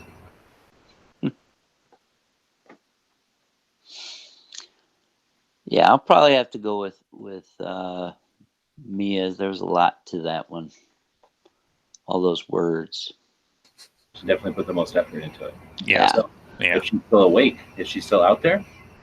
I don't know. Got too many windows open. Uh-oh. Let's see. If you put in a lull right after your. Yep, Mia's here. Okay, so then I'll screen share here, and pick your patch, any panel. Assuming we got it. These are old pictures, so there might be a couple of misses in there. You guys watch? That's on your. She just put a wave in. She hasn't. This is on the gun website's Let me Instagram. drop Isn't it? Yeah, I can drop Yeah. it. Make it easier. Yeah, that way she doesn't have to try and See, like look, pause and it's step screen through. sharing mine, right? It's screen sharing mine. I'm only getting these little squares now. When you put in pictures down here, Mm-hmm. look, I don't even get the pictures. Let's go past the stupid ones. I'll put in this little. Midnight, you do not get to choose for Mia. Mia gets to choose her own pictures. Oh, look, see, look. Yeah. I'm getting these little squares. What's up with that? Here to test. A whole bunch of people should click this $ one and put a bunch of money in there, and let's see if it shows up for you guys. Now I know, like over the 4th or the weekend of the 4th, Mia says the yellow fuck around and find out. Oh, good choice. Not a lot of those left. I think that one's still there. Let me double check though. Yeah. Yeah, I think over the 4th of July holiday week, I think YouTube and Facebook made the U.S. flag emoji, like their algorithm just considered it spam just because people were spamming it so often. And actually, I think, at least on my phone, it doesn't. YouTube doesn't like you putting the flag emoji in there. Let's see if it's FLA flag white, flag black. Is there a USA? Nope. Nah, sorry, that one's gone. It's not on here. I'll Oops. go double check again now. They know it's next to that one, but I'm pretty sure it's gone. Okay, Mia. So, what would your second choice be? That Midnight is not whispering in your ear to take. Bunny was an AK. I think that's a chocolate bunny. Oh no, I found it. It's there. What? She's got it. It's Okay. This is there. We got it. Never mind, Mia. False alarm. Right on. So now we do have some people that are that purchase stuff over at the store. Thank you very much. That's literally how we keep the lights on. And well, I'd like to say growing. We're keeping the lights on. Thank you very much. So let's see, we'll count this one, and without trying to say people's names, from Virginia, person that bought the spam cam patch from Virginia. I don't know the email and the name. It's just a name, so I don't want to say nothing. I believe this one is somebody else. I don't know who it is. So, is Rabbit Dog out there? Is that a name that's out there? Let's see. Chat participants. In the chat right now for participants, we have 9mm Daily Gun Show, Fine Ape 1393, Midnight Range TM, Roll Call 219, and Vandalistica Vlogs. So Rabbit Dog, and then this is you, I believe, and then this is Patriot. So one, you can have like 6 if you want them. Boom. So 8, grabbed 6, and thank you very much. Grabbed a whole bunch of gun channels patches and some other stuff. Appreciate that. I'll definitely send you a bunch of the new gun channels business cards. Okay. There's new Every Second Matters business cards. And then Jeff Knox sent me a bunch of these cards. I don't know if I've posted pictures. I've showed them, I think, a couple of times, though. They're really colorful, and they're the kind of thing you'd leave at a restaurant if they got a no gun sign up, or leave at any business, really, with a no gun sign. Yeah, it's kind of that boilerplate. I'm a law-abiding citizen, and there are thousands others like me, and I will never. Yeah, like does anybody else have the FBI background check and all that kind of stuff? And then I'm taking my money, and I'll let people know. It's a really good one, actually. It's one of my favorites so far. The only thing I don't like, it's got a flag on it. But anyway, super colorful, and I'll send you a bunch of those as well. He sent me a bunch, so I'll send you a big stack. Anyway, you grabbed a bunch of stuff, so start digging in. There's going to be some missing, I guess, like I say. Let me actually, since you got a bunch, I'm going to just go grab it.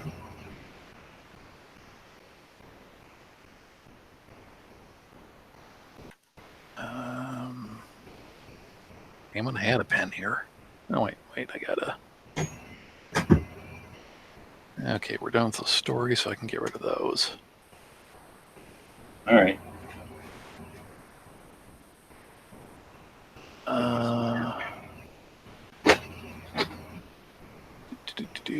Are you looking at the thing, or are you looking at my screen? No, I'm looking at the your Instagram here. I noticed on YouTube, if you post the revolver emoji, it changes to a squirt gun in the live chat. Interesting. Yeah, there's kind of a meme going around on Instagram on the different, like the different phone manufacturers of what their gun emojis were like in 2008, and it kind of slowly changes up until now. Mm-hmm. Yeah, they were all kind of revolvers until they looked like stupid squirt guns. Yeah, little green squirt guns, like a ray gun. So I'm pretty sure Patriot or somebody got that pink running a long time ago. Yeah, I do. I got one. looking at this one on the first page, it's like a penguin with an AR. It's like next to the Copper Custom and the Wolverine. Yeah, Wolverine so patch. the page from the tour, and that was a place called, what the hell are they called? TacticalPenguin.com. It's like AR accessories and Cerakoting place just outside. Actually, it's really close to John Browning's factory. Okay. Museum. So yeah, I got that one here. All right. That's one.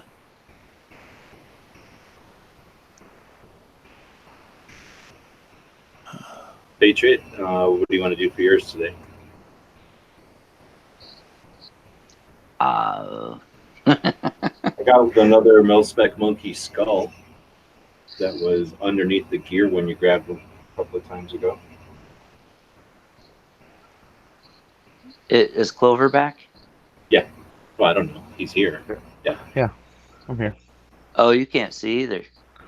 Well, Yeah, I've got access to a PC right now. Oh, What okay. are you?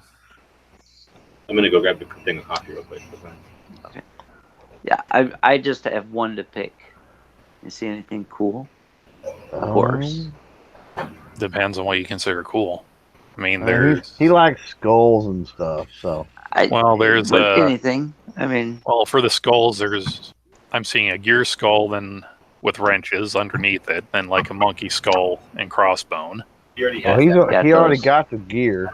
Okay. yeah. So there's a monkey sure. skull one underneath it. Let's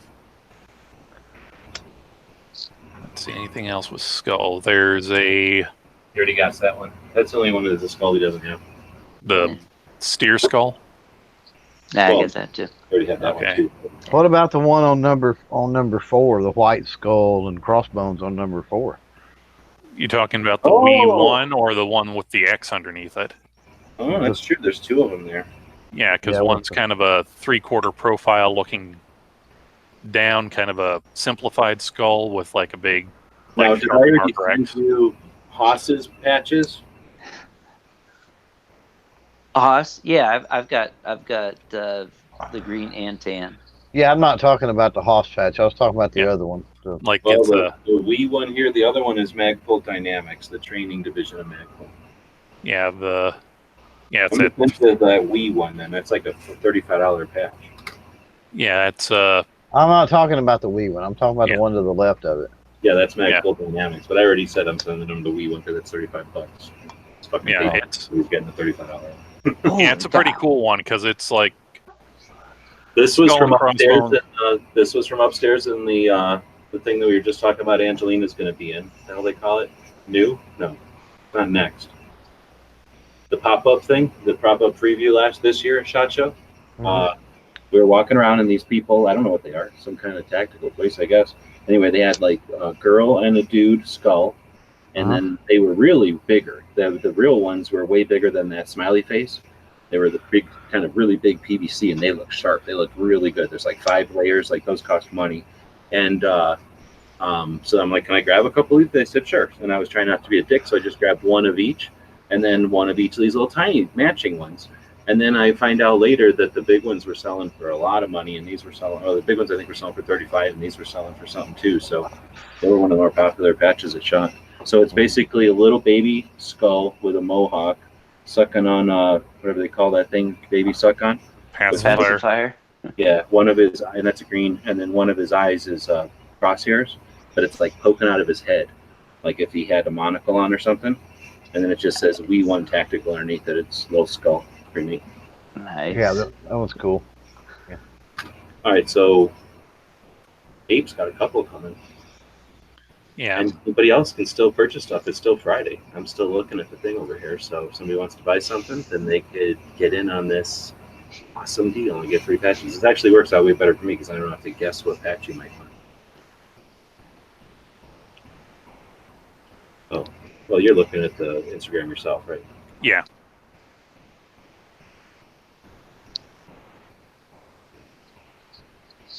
Yeah, I'm trying to. Otherwise, then we talked about the DC project earlier. 50 ladies show up from 50 states and March. They rally on the Capitol on Friday, and then a couple of days prior, they've been chatting with representatives. I'm gonna drop that link again.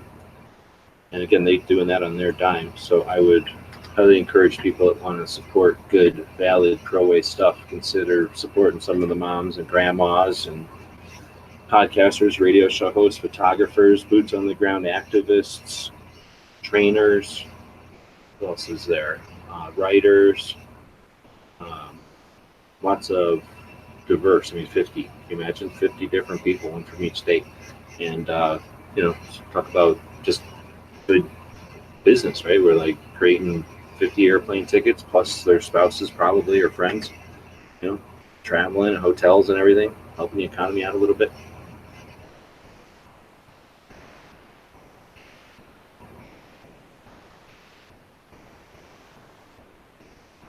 See, they're over here talking about keeping families together by buying patches at gear websites. That's another advantage of. That's why we built the store, keep families together. Glad to see we're able to help do that. Well, I think they're tax deductible as well, right? Yeah, a lot of times you can just take these to your accountant, and better than tax deductible. Like according to some Obama loophole, you can get a major stipend back from the government. I think you have to look at that yourself. Is Ape still there? Yeah. I'm. I was just letting you you were trying to. 5. Okay, I'll go through what I already did the attack penguin, so put an X next to that one. You still have that NEA ash patch. No, that got grabbed, and it'll be a while before I can ever sew one of them. Those take forever. Yeah, it looks like it. Okay. Let's see. What was this one here? On page or image 4, you have the clock pumpkin patch. Uh-oh. That one, Patriot also got. Yeah, that's on my wall here. Okay. Similar taste in patches. On the same panel, underneath the Blade Tech one, you got kind of this greenish abstract one. What's up with that? Almost looks like That is a pararescue dude with halo, sitting there smoking a cigarette with a bottle of booze with angel wings. If I understand the story right, it's back from my morale patch beginnings when I started getting into morale patches. So I forget the total story behind that one, but that's sort of homage and awareness of the good guys that are out there saving the good guys that are getting shot at by bad guys. okay. That's I probably an guess- expensive patch. Yeah, I'll do that one too, if you please. So that'd be 2.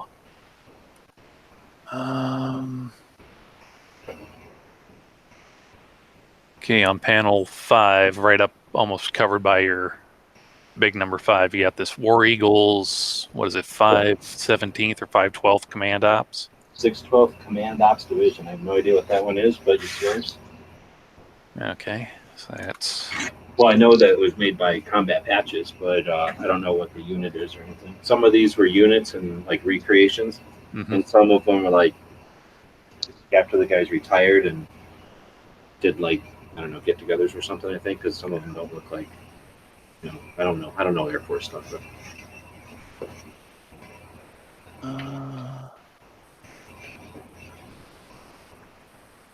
well, I'm assuming these super rare non-transferable powdered fruit drink man patches probably went pretty quickly. oh no, hold on. No. No, there's still a bunch of them. Or there's one at least. You can have that one.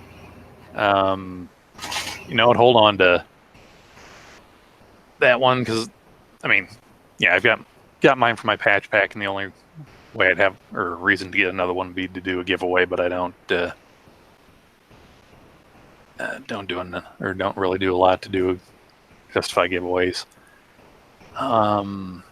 See on panel 3, you've got this Mission 263. Almost looks like a B-17 kind of looking one here. Yep, that's a big ass one. Yep. Yeah, I'll take that one. All right, so War Eagle, then we've got 70th anniversary. 70th anniversary memorial flight of the 2BW Mission 263. I have no idea what that is.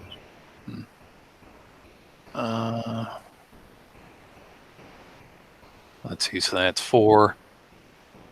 On the same panel, you got this wolf or silver looking wolf with like an arrow looking thing kind of poking up through it. Yep, that's SO Tech out of California. That's one of their mission identifier things, so the guys can figure out what's in their bags. So a canine mission identifier. Okay. But nobody would ever take that. Looks cool. Yeah. Hello, one nice. Made in USA in California by wounded special operations dudes. And Nice. It's more authentic than make dudes that were wounded making it for their brothers. Yeah. Okay, so that's 1, 2. That's 5. So got one left. That's some good Guatemalan coffee.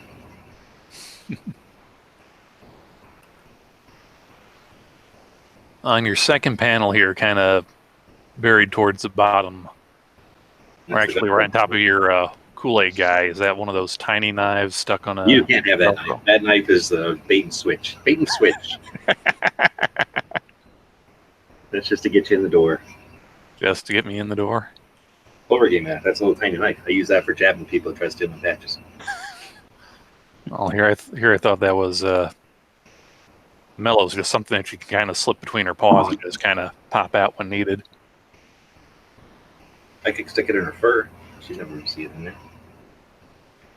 Yeah. Let's see. Okay. Bedwars has a link. You could be jumping in here and telling us about the reloading chat tomorrow, but it's the raw reloading ammunition and weapons chat where they chat about that kind of stuff. And I think this week is back to Rick, right? Is Rick back this week? So he usually shuts down when Rick comes on. Yeah. I'm trying to do some stuff, but if I can do those things in the morning, then I'll do a two-way workshop, and I'll invite the same people I invited tonight to join the show, and probably even more.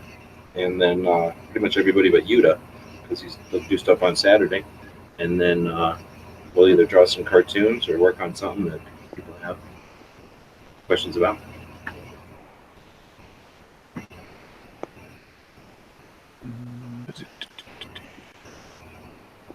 Oh, then he's going to do a part 2 after Rick. You got a link. You can jump in here.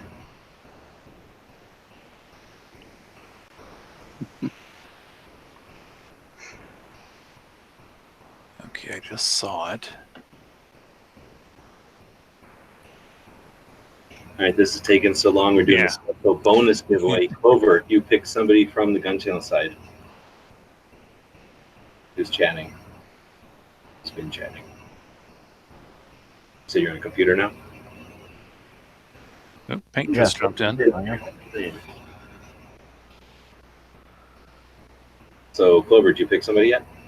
Somebody pick somebody from the Gun Channel side? Yeah, just somebody random. Yeah, like in the chat. Hang on, because I got to reload the chat, apparently. Oh, 1 second. Oh, while he's doing that, And you still have that panel Right, 4. somebody that commented, I guess. Finally, I was wondering when somebody's going to take the Korth one. Isn't that worth something? Isn't that super expensive revolver? Yeah, the Korth. Yeah. There can't be that many Korth badges. No, Yeah, cheers. there's not. Thanks again. Appreciate it. That literally is paying bills. That's keeping us in business. Thank you very much. I got a Korth. Yeah, no I problem. got a Korth patch at SHOT Show. I might have got it from one of y'all because I didn't pick it up. But I got it from the Korth dude I talked to out smoking. So I don't know if they had Was I standing there when he was handing them out? I might have just been in the right place at the right time. I do not remember getting that patch. I think somebody gave it to me. You may have. I don't Using remember. that smoker's loophole. Yeah. So So I'm not sure why I'm picking somebody, but let's go DTP. All right, Pink, you're picking the patch. What's the patch he's getting? Can you see the screen? Oh shoot! Getting a free patch just for jumping in. Sure. No, not you. You're picking the patch for DTP, who's getting a free patch just for being just for being on Gun Channels tonight. Let's see here. On any panel? If I got it, yeah. Are you just watching my screen? I forgot you probably just. No, I'm actually going through all of them right now. And then I'll go refresh the store just in case we could squeeze a couple more bucks out of these people. Come on, Mia. Let Midnight buy something so we can get a chance at it. Nope. Is he saying out there anything that he likes? Who? Midnight? DT. Oh, I thought you were going to steal one up at midnight. That would have been equally. So he's saying, no, he's not. Oh, wait. No, last person. Anything yet. Yeah, So last person on if he's listening, it looks like Pink is willing to aim for you. Come on, DT. We can see you're still active here. So we were also going to talk tonight about a couple other things. I guess we've been chatting about other stuff, but where did I put it? I thought I put it in here. I guess it was the other show. But the Gun Rights Policy Conference, of course, is coming up in September. And the AmCon is the night before that. So I just want to keep that out in people's minds so that if they're doing any kind of scheduling or anything, keep making an opportunity if possible. Desktop or Islands? Island Z. Well, there's both, so it's up to Pink. I think there's both. Ooh. There's not too many. There's both. So there's only. I was gonna say there's only what 2 Island Z's out there. Ever in existence. There's the ones I sent to Z. This is a fuck up. So this is like half the ones on here are fuck ups that I didn't send to people. Because like Patriots was black instead of blue. I was testing to see colors or something. This one's fucked up a little bit, so I don't know how to answer that. There's two that are good that Z has, I think, and then I probably gave one to No, maybe because they know each other, and I don't remember. I think I made only a couple because his are also these took a long time because he has a lot of color now. Right. So I don't know if I count the fuck ups, but I might have. And then there's one that's really fucked up. That's in my book, like my own book or whatever. I keep the super fucked up ones that I get like 80% of the way through, and I'm like not gonna throw them away. Okay. Well, if he likes that Island Z, yeah, grab him that one. Okay. I don't know if I got DTP's stuff, so I don't know if I don't really keep addresses and stuff. So if you would let me know where to send it. And again, thanks everybody for participating. And,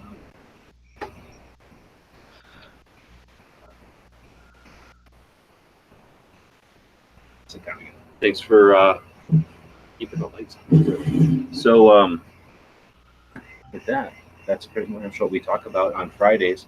We've been going for a while, so I'll leave it up to the panel. If y'all got energy, we can keep going with some topics. Pink just jumped in. And again, this is an attempt to use interactive media. So we got 17 people watching. It is a Friday. If anybody wants to throw stuff out there to keep the panel going, feel free. Again, I can keep going, and I might have a topic. Go for it. Okay, so Forgotten Weapon, or not Forgotten Weapons, In Range. They once a month they'll do like a Q&A, and that in one of their I forget which month this was, fairly recent one. One of their patrons brought up DT says, "Don't you have my info on Patreon?" Anyway, one of them had one of their patrons. Go ahead. Okay. Oh, Dead Horse finally decided to jump in. And the last horse crosses the finish line. Anyway, one of their patrons brought up the question of, since most of what we're fighting for Second Amendment is, our guns and our rights to own whatever the military has, do you think that by focusing like 99.9% on firearms and that, have we left ourselves a little exposed as far as any other future weapons or any other different type of arms? Because it doesn't say the right of the people to keep and bear firearms, right to keep and bear arms. Such as, well, I posted in Yankees chat, and he kind of answered, was, we all know that the future of weapons is non-projectile based. It's like it's going to be directed energy weapons or armed drones. Thing is, I'm just going to use lasers because this is the one I'm pretty sure of, is that the FDA, the Food and Drug Administration, regulates the output power of lasers that is used in the civilian market. It's that maximum, like 1 watt or 5 milliwatt. Yeah. 5 megawatts. Yep. Yeah.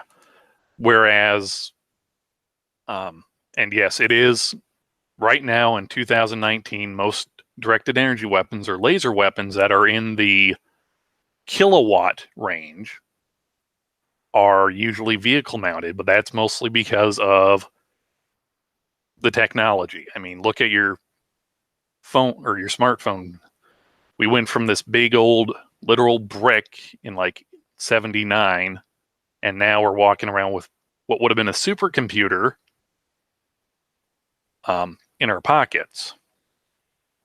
So I don't know. I guess I'm kind of trying to linking together that is our fight on hey, don't take my guns away, or I have a right to have whatever. Are we kind of not also kind of keeping an eye out on the future of, hey, FDA, why are you or why is the FDA, the Food and Drug Administration, allowed to regulate this potential new weapon, or something that is, or not potential new weapon, it is a weapon. They're field testing the things. So, and I'm just kind of rambling on right now.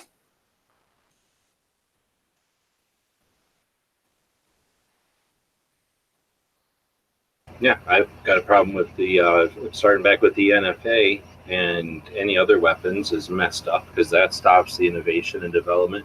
All these people are running around settling for the shitty ass 9mm because we can't develop cool Spider-Man web shooter things because of the stupid AOW laws from 1934. And then you get to the stupid bunch of cowards that are like scared by the movie, the Glock 7, stupid ceramic movie gun, literally got scared by that and created the Undetectable Firearms Act and then passed that multiple times. So that stops innovation and anything plastic, anything that can't go through a stupid metal detector, for crying out loud. Yeah, it's messed up. So then we got bans on ammo and based on the characteristics, how many metals are in the metal or in the projectile. So yeah, there's multiple ways that they're screwing, and now 3D printing. So yeah, I think there's a big issue there. Yeah. And I mean, I don't know what you said. You started it from like the idea that are we kind of like too focused on, not my gun, not my gun. I should have a right to own a tank kind of thing to, okay, that's like one section of, I'm going to use of arms in general. Mm-hmm. I would say that guy just doesn't pay attention to a fight. So Knive Rights and Rathner, even though he's not perfect, kind of a dick from what I understand now. Rathner's been doing knife fights and concept of arms, right? So yeah, I hear you, but I agree 100,000% that as soon as they start focusing on only guns, then we are being too focused. Yeah. And that's when I throw up that focus on liberty instead of just guns. Well, that's a little bit different. I mean, weapons is all weapons as opposed to all arms as opposed to guns. But I know what you're saying with liberty, but I'm talking like when we actually get down to definitions or like, well, when do you want a nuclear bomb? Like, heck, yeah, I want a nuclear bomb. Why can't I have like pieces of a nuclear bomb or a tank? Yeah, or aircraft carrier. Like, why not? Or, oh, hey, I want my own swarm of armed drones. Yeah, once you that's going to be that is the future of security or of warfare. It's hey, all we have to do is set up a factory to pump out 1,000 of these little drones, and all we have to do is we can overwhelm any air defense system. A million different ways. And how do you defend against it? How do you create countermeasures if you don't allow people to own the things that scare you? It's short-sighted, and it's based on a fear of neighbors and a ignorance of actual tech and stuff. So yeah, I mean, I kind of agree with the concept that, or I guess I 100% agree with the concept that we've got to kind of widen our scope. But at the same time, how many, and that's a different topic, I guess, but how many calls to pay attention to this or that or the other thing before people's eyes glaze over and they decide to not be active at all? So yeah, I don't know if there's like been research to like, if you're trying to organize or motivate or rally people, how many things can you give them, right? Like, can you say like, hey, let's all hate Trump. Yay, we all hate Trump because of guns. Yay, we all hate guns because of Trump and schools and this and that and the other thing. And then it's like, oh, okay, I'm going home. Isn't that KISS? Keep it simple, stupid. Yeah. For the average Joe that doesn't pay attention to anything. Yeah, that's kind of why we get all the activists, though. I mean, the person who's like, yeah, that makes a good point. Like, I am active, and then it's like, and also be active of this, and also be aware of this, and also this is important, and also this is important, and we also don't say this, and this we also be careful of this.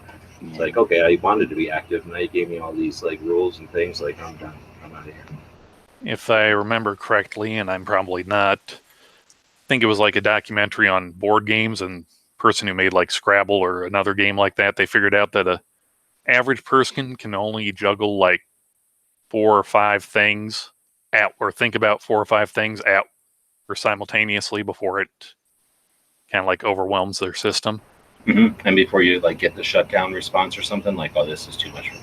Yeah. Because it's like ads and stuff, right? They're never going to be like, hey, it's great because of this and this and this and this. And another reason it's so great. No, it's Here's the rule another of 3. reason. Yeah, that's why the rule of 3 is so prevalent in comedy or writing.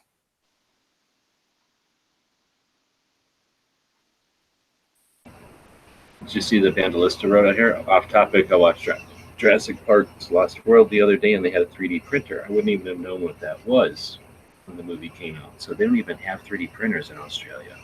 Lost World, is that like the second Jurassic Park, or is that like one of the new ones?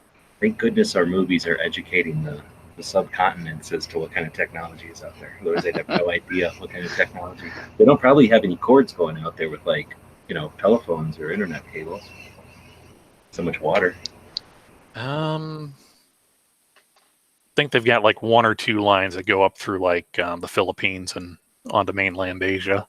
Somebody at the end of the Philippines like does a lot of semaphore, and then somebody in Australia is like desperately scribbling all that down. Yeah, The Lost World was the 97 second movie. Okay. Yeah, I think so. I don't know, if you actually think about it, when was Fifth Element? Because wasn't Mila Jovovich kind of resurrected by kind of a super fancy 3D printing process? Oh, that's a good point. Actually, yeah, she was, huh? Yeah. Yeah, because it was like Yeah, neat they for them. extracted the DNA from one bone, and it's like they printed parts in one area, and then the little robot arms kind of like stacked it together like one of those, what were they, the 3D puzzles. Well, yeah, they were like creating a slice and then putting the slice in, right? Was that Yeah, how it- kind of like slice on top, and then Jenga. like the skeleton, and then they like sprayed muscle fiber or something like that. They did a good job. Mm-hmm. All right, this thing's bothering me. So now we got more people. We got different people watching than before. Does anybody use these blue recyclable fake cigarettes, these electric cigarettes? Because this thing keeps spitting tobacco juice in my mouth. I either broke it or I'm doing something. There's no buttons or anything. So it looks like an actual cigarette, right? No. That's what he was asking before. It's not the disposable. It's like a reusable. So like you take the top off, and it's about the size of two. It's kind of big. It's like the Jewel. The Jewel. No, the Jewel is what I had, and it's square and has a magnet. This one is blue, BLU, which makes like fake cigarettes more. So this thing has the same concept as the Jewel, but the cartridge is bigger and the thing is bigger, and there's no magnet. So I got it, and the first time I started using it, it started spitting the crap into my mouth. So I don't know if I got a bad one or if I'm just like sucking extremely hard or something. Oh, vandalistic says when it spits, it means the coil is ineffective. So maybe I just got a bad head piece because the coil's got to be in the head of this thing. All right, well, appreciate it. I know how full did you fill it? No, it's just you buy this thing. I'm trying to think of how big it is. It's like... Is it like a bigger than a Sharpie marker? The whole thing is smaller than a Sharpie. The cartridge part is like the size of a USB. It's like a small USB stick. It's a little bit bigger than the Jewel cartridge. That's all. Okay. But it's a cartridge. You don't really... There's nothing, like I said, there's nothing. Like, it must be broken because it just immediately started spitting stuff as I was smoking. Okay. Anyway, so, I don't know, just hoping maybe there was Oh, yeah. something. Trucker put out there that in the third one they 3D printed the Raptor voice box. Oh, yeah, and then blew through it or whatever. Yeah. And I only really remember the first one because I got to see that in theater. Though I think I've got the second one on VHS floating around someplace with my parents. I like the new ones where it's on... Is it on the same island all the time? No. I don't know. I haven't watched since the second one. I don't remember, but the new ones was Doom Pete. It's the guy from Guardians of the Galaxy and Parks and Rec. He's in it. So those ones, I like them, but the one problem I have with them is the one giant dinosaur that's like the big dinosaur in the first of those new ones is a water dinosaur, and it lives in this big swimming pool, which makes no sense because half the time the thing can swim down and jump out of the water, and it's like this ultimately deep swimming pool, and then other times it's like you can see the bottom. It's just, that part is frustrating because that thing could not have jumped out of the water like it did. It's like when they have Godzilla, he can be swimming through the water, and then the next scene he's standing ankle deep in water. Like, what happened to the seafloor there? It's Wait, typical movie rubber band reality. He's treading water. Yeah, he's treading water with his tail over there. Well, it's very simple. When he's swimming, he doesn't have that fire breath all ready to go, but when he's standing, he's got the fire built up so much that he actually becomes more buoyant and is able to stand on water. That or he's closer to Japan. Yeah, they just kind of assume, hey, we could show you Godzilla swimming for like the next 4 hours towards the coastline, or we can cut to it and show you more things going smashy, smashy. He jumps onto one of them garbage reefs, floats around.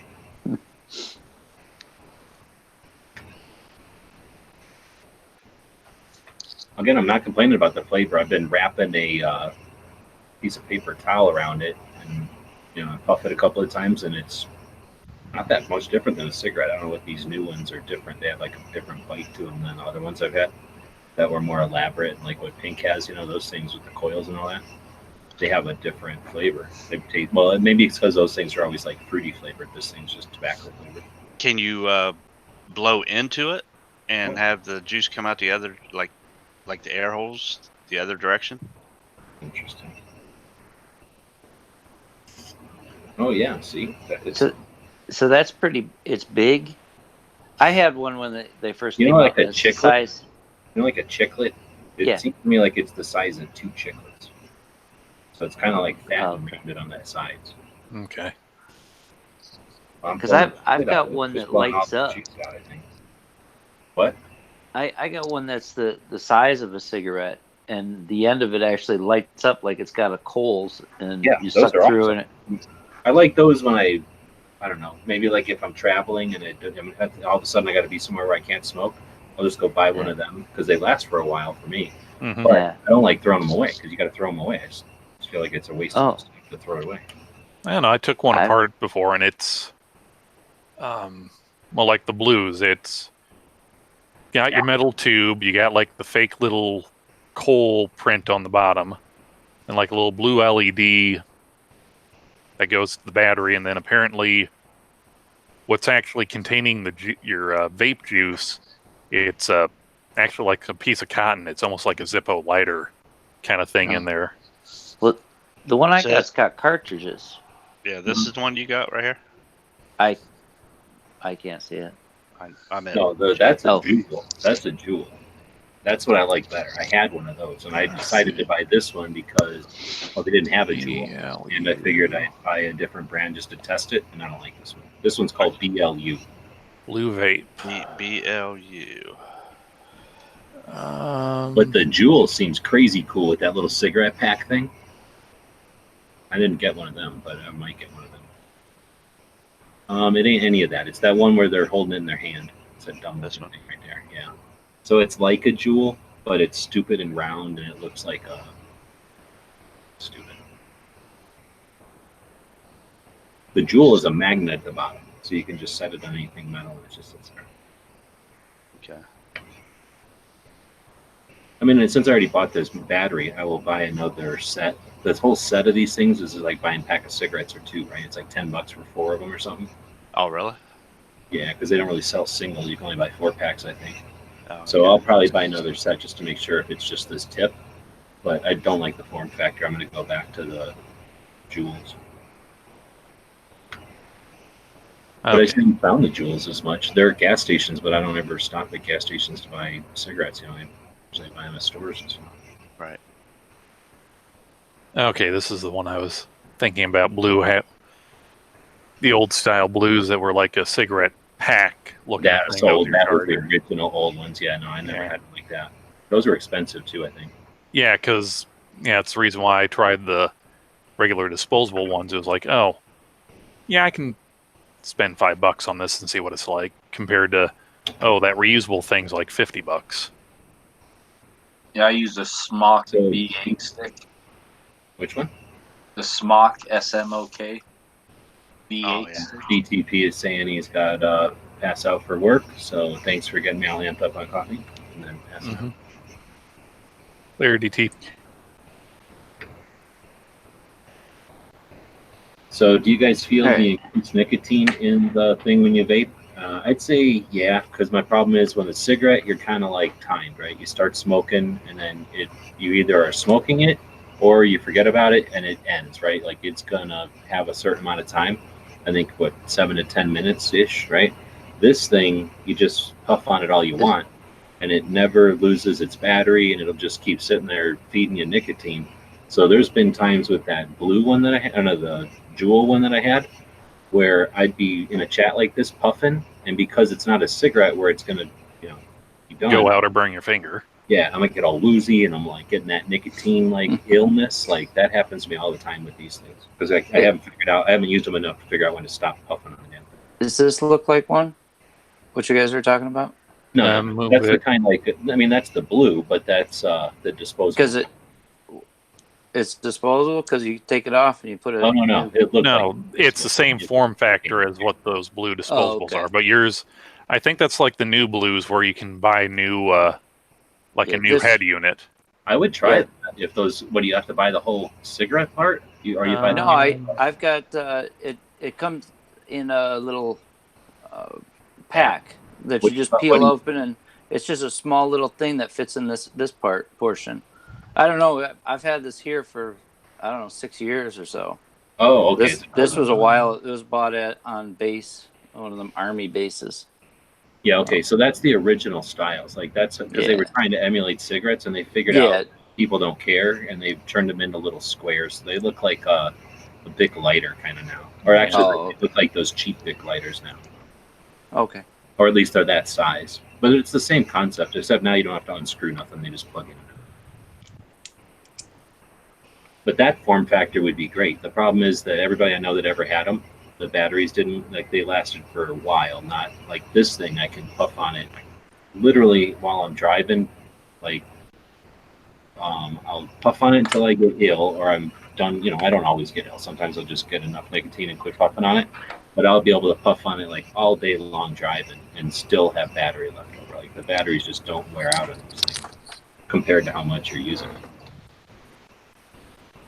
The thing about these compared to like what Pink uses, because he just used the standard whatever they call it thing, he can buy different kind of nicotine levels. I don't think I can buy different kind of nicotine levels, can I? For these kinds? All they have is flavors. I've never seen anything like nicotine level. I think it's a combination of both, or like different flavors will have different levels of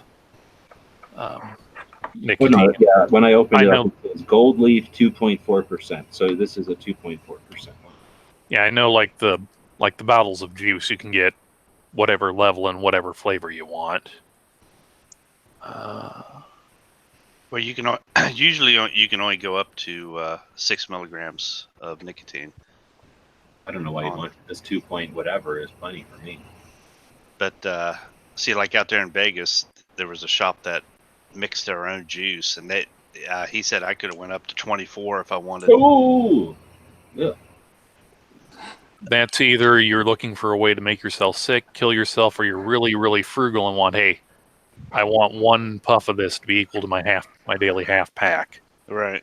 Yeah, like I get a 5-minute break. Or you gotta get a really short break. I've been liking these Aegis tanks. I've been buying these. Wait, where are you at? Okay. Oh. Here, I'll stop screen sharing. But the thing is, I can't carry around those things. Like I had one that my brother gave me, and it's just too much to carry around. It's like I got a phone and a gun and a knife and a wallet and this big ass fucking thing. That Smock V8 stick, it's like carrying around a roll of quarters, except a little bit lighter now. But it's like that perfect size. That's why I like that one. It's like Pink showing here, where it's a canister and a battery, and they're separate. It's not like these Jewels and Blues where they're like. Mine's perfectly round, like a roll of quarters. But it's like, is it like a fancy thing? Like you buy it once, or is it like you just buy it once, disposable? It's like these Blues, you buy these batteries and they last like a month, and then you have to throw them away, right? They don't last forever. Type in V8, the V8. Okay, yeah, they're like the size of a Maglite almost, or they're the size of a roll of quarters. It is. Yeah. It's like It's quarter size, and it's permanent, and it's that perfect size to fit in your hand just right, and not be like too big for your pocket, like a roll of quarters, man. It is. So it's kind of multi-purpose, if you know what I mean. You got to fill the container though. Yeah. Yeah. You just buy the juice. And they come in like little eyedropper bottles. And the juice is pretty cheap, and you can pick your nicotine level, so you can wean yourself off of the nicotine. Like I started on the 0.6% nicotine, and I'm on the 0.3% nicotine right now. And I'm going to go down to the 0.1 next. They've got I always VF12. didn't like having to have the juice around. I would always seem to be out of it. I like the concept of these. You just go to a gas station and buy another thing to shove in. No, these tanks last a lot longer than what you think. Like like they last a long time. Now, Naimilia is saying that as a respiratory therapist, she wants to give us a heads up. If you ever try a new juice and you get watery, congested cough within a few hours up to a few days, stop using that juice and see a doctor. They've been seeing an increase in cases of ARDS in patients who are sensitive to certain chemicals. I don't know what ARDS is, but I'm guessing that's like water in the lungs or something. Like acute respiratory distress syndrome is a rapidly progressive disease occurring in the critically ill patient. Main complication is fluid leaks into the lungs, making breathing difficult or impossible. Yeah, so like you have some type of negative reaction and you get liquid aspirate into your lungs. Mia says, no doubt vaping is better, quotation marks, with less carcinogen chemicals for sure, but the juices are introducing new chemicals that people are reacting to. Yeah. Yeah, keep your flavor simple and like go with the premium brand. Don't buy like some like shady gas station. www.backoftruck.com nicotine super happy fun time.ru. Yeah, it looks like someone printed the label on their printer at home type thing. Yeah. If I can find the charger for this, because this one came with the charger, I'll send it out to you, G. I haven't used them in years, so. I don't think they're going to, I appreciate it, but I don't think they're going to have the things anymore. Yeah. Every time you go a couple years, they change form factors and everything. I'm assuming. Maybe I'll keep it for my James Bond outfit. Right. Pants is saying, okay, he usually uses the 1.5 milligram per milliliter, and a 50 milliliter bottle lasts him over a month. Oh, night, Mia. Thanks for the advice. Wow. Congratulations. That must mean I really go through the juice then. Well, yeah, you're like a chimney with that thing. The 60, how long should a 60 milliliter bottle last? He said a 50 milliliter bottle lasts him a month. Oh, but he also still smokes cigarettes, so. Yeah, so do I. So do I. A 60 milliliter bottle is lasting me really close to a month. Wow. How long is it lasting you then, Pink? Probably 3 weeks is probably what it lasts me. 60 milliliters, probably 3 weeks. See, I've got 100 milliliter bottles and probably 3 weeks maybe, if I'm stretching it. But I mean, I used to smoke 2.5 packs a day too, so. Yeah, so twice the rate of these guys, but yeah, that's got to be better for you than 2 packs a day. Yeah, Pants is saying I just use it when he can't smoke. It's like indoors, any place that has no smoking but not no vaping, blah, blah, blah. All right, well, we turned into a smoke chat. They have no vaping signs? Yes, they now have no vaping signs because there's that little bit of a time for a loophole. Well, you'll be, if you don't put up that sign, all of a sudden there's like secondhand vaping. I don't know why people care, because at the worst it'll smell like peppermint or cherry. Like I don't know what they think it's. I don't know.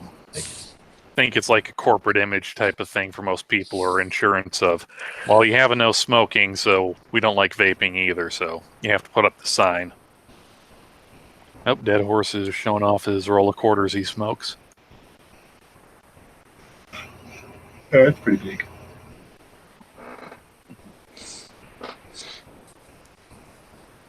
Now, Dead Horse, the real question is, how many of the Mighty 45 cartridges does it stack up against? One.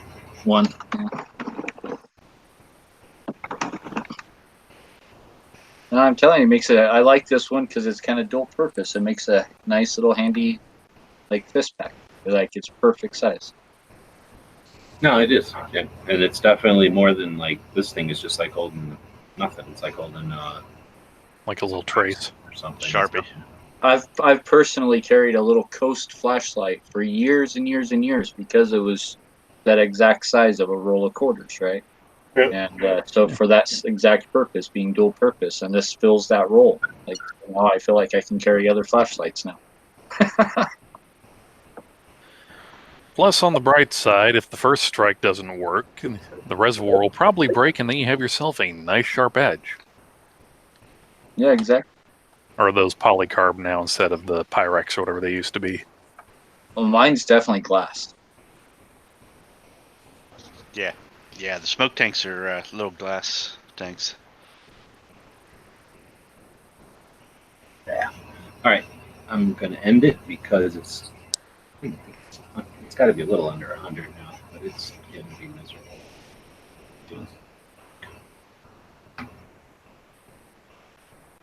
92 outside right now. So if I open all the doors and windows, it would only be 92.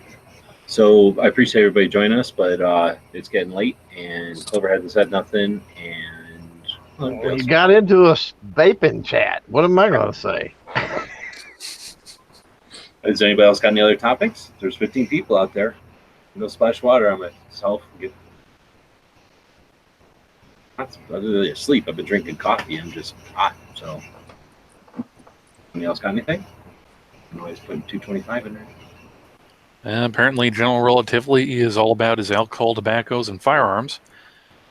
Sir, I am appalled that you left out explosives. Otherwise, you would have the world's best convenience store.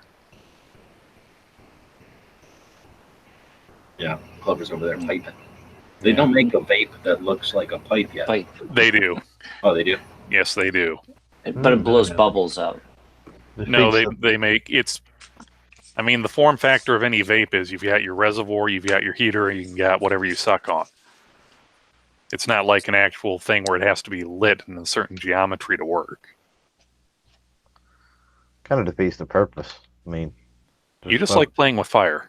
Just smoke a freaking pipe. It's not like the nicotine content's usually higher. The risk of getting any problems from it is high. Just smoke a freaking pipe and be done with it. Yep, there you go, Bank. You're getting rid of the mouth cancer idea because you're not really inhaling a pipe, right? Yeah, No. but that's very, very low risk. Anything mouth and throat and tongue and that kind of stuff. Very low risk. Yeah, so where the fire is, that's the fire button. And there's also when you talk about pipe smoking, there's also mitigation to that risk.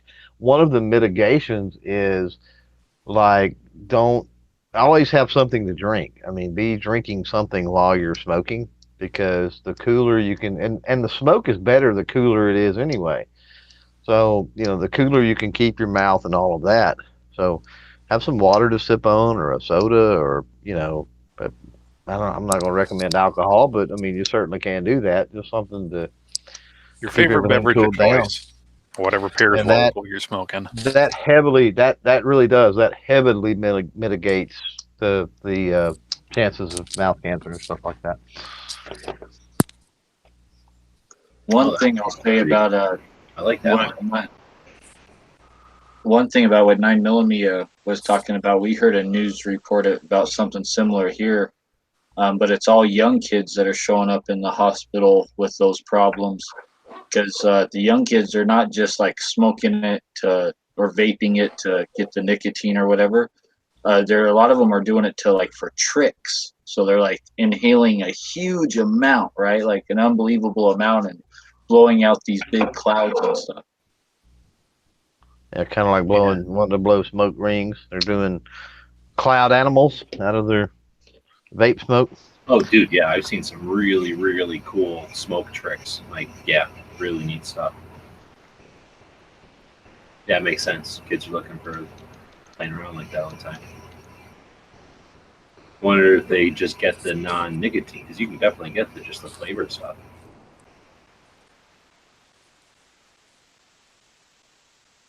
Might just be that. Well, it could just be that they're inhaling so much, they're displacing so much oxygen in their, or displacing so much air from their lungs that they're ending up with it, or it could just be that whatever vape these teenagers are getting might not be exactly up to non-existent standards of purity. And it's like, oh yeah, we'll just put a little glycol and a little bit of this in here and call it good. Well, I think that for the younger kids, like those doing the different tricks, like blowing the smoke rings and blowing huge clouds and all this stuff, I think like that's where a lot of that's coming from. I think if you're just kind of using them more adultish, like regularly, just to get your nicotine fix, like, you know, I don't know if you're going to have that same kind of problem. At least from what the news here said, it seemed like they made it sound like it's a total young teenager issue thing right now. Well, I can tell you this about pipe smoking and your quote unquote nicotine fix.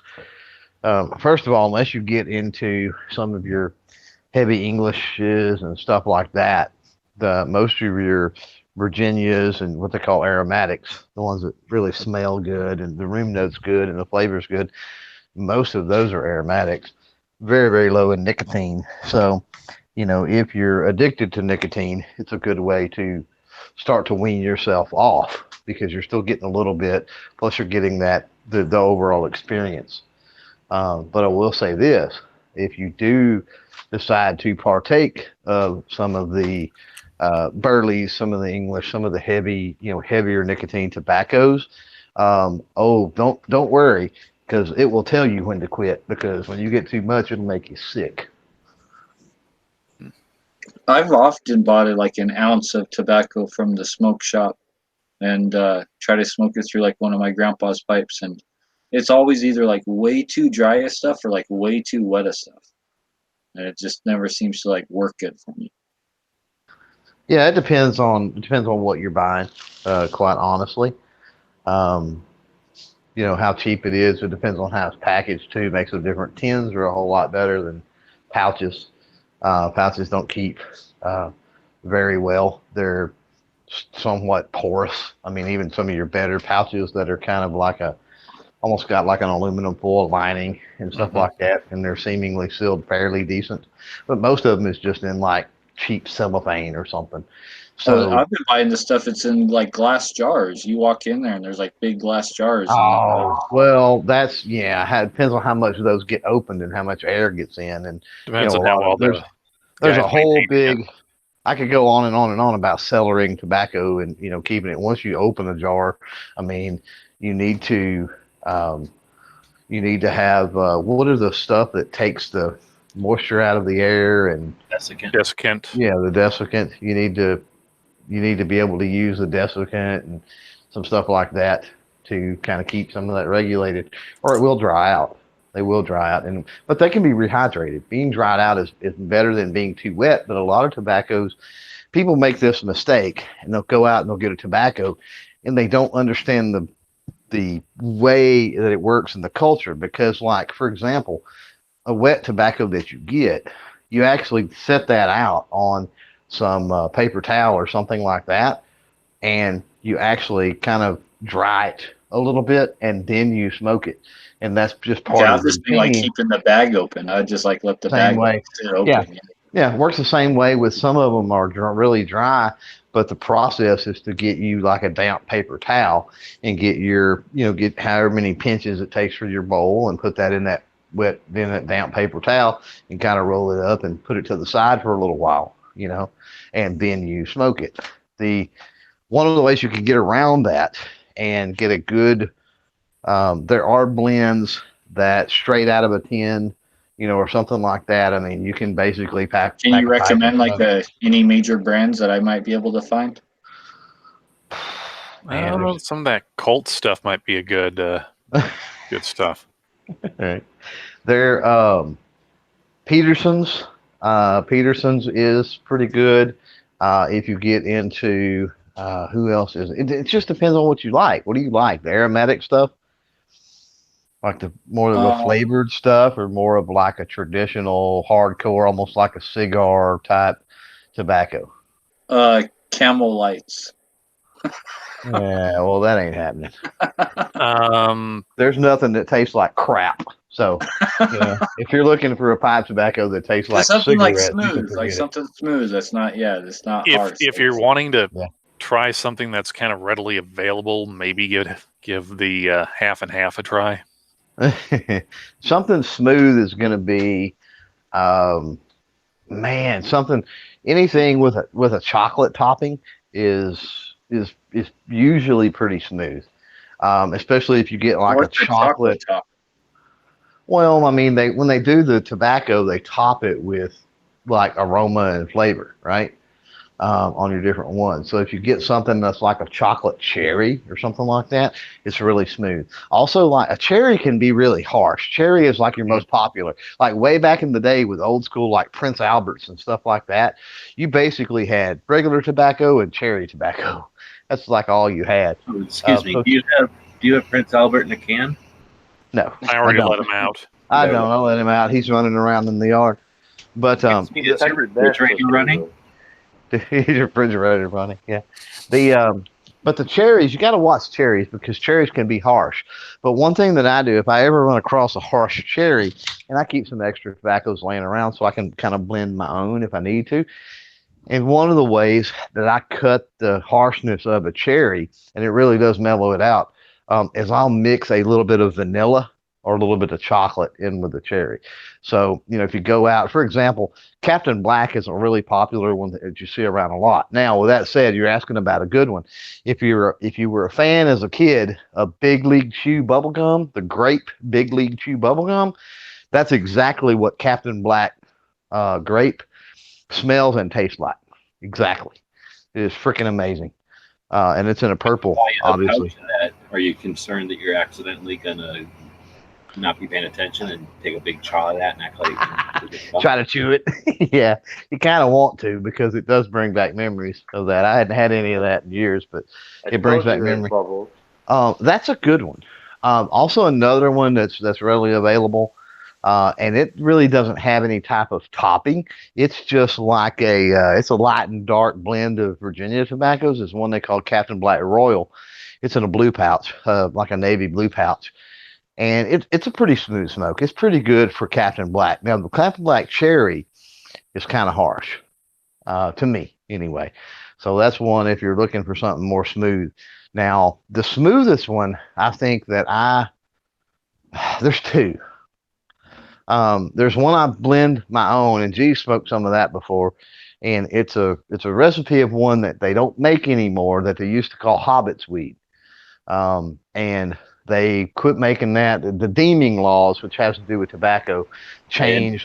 Making a bunch of gas money in Colorado with that stuff. There was some confusion came out of that. You're right. Hey, I got some Hobbit's weed. Yeah, why not? But yeah, the deeming laws, which are tobacco regulation stuff, they changed, and it affected the company that made that. So they basically shut the doors. They couldn't comply, so they shut the doors. But they let the blending recipe for that leak, and so that's a really good one. But you've got to kind of buy stuff in bulk to make it worthwhile to blend it, unfortunately, and so it costs a little bit of money. I mean, you're going to spend $70-$80. You're going to get like a pound of tobacco, which is a lot.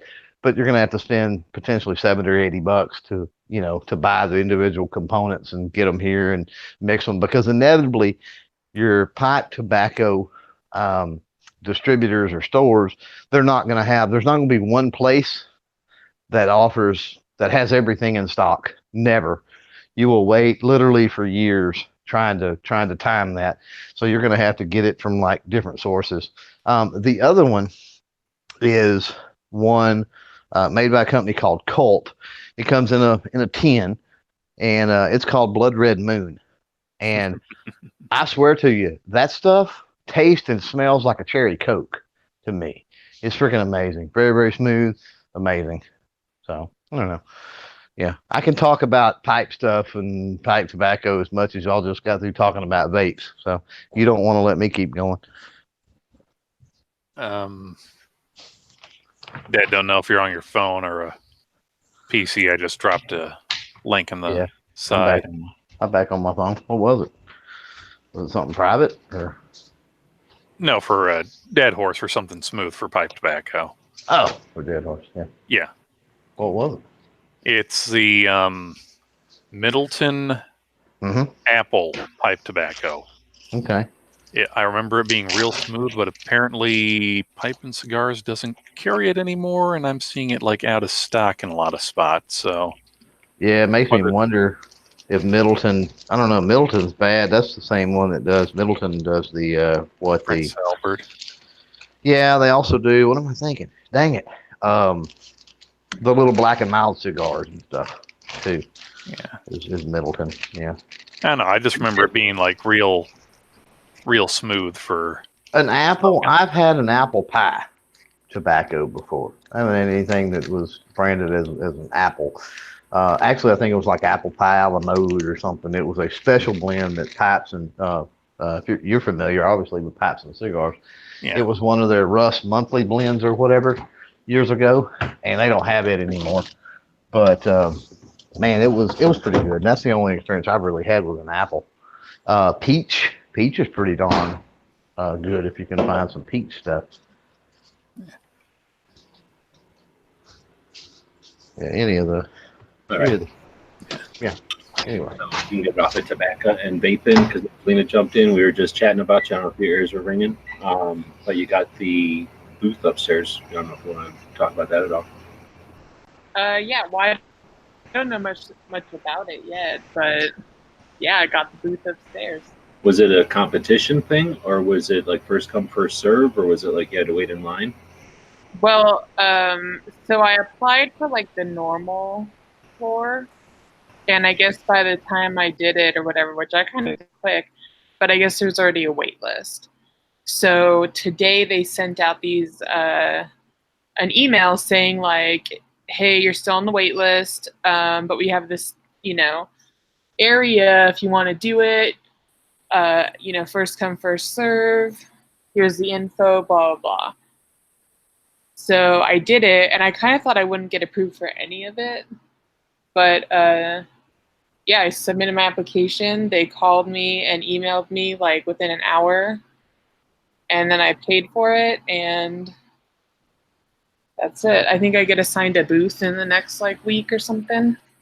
Like an official number. You but I think did. there's any left? What? You think there's any slots left, or you think they went pretty quick? I'm not sure.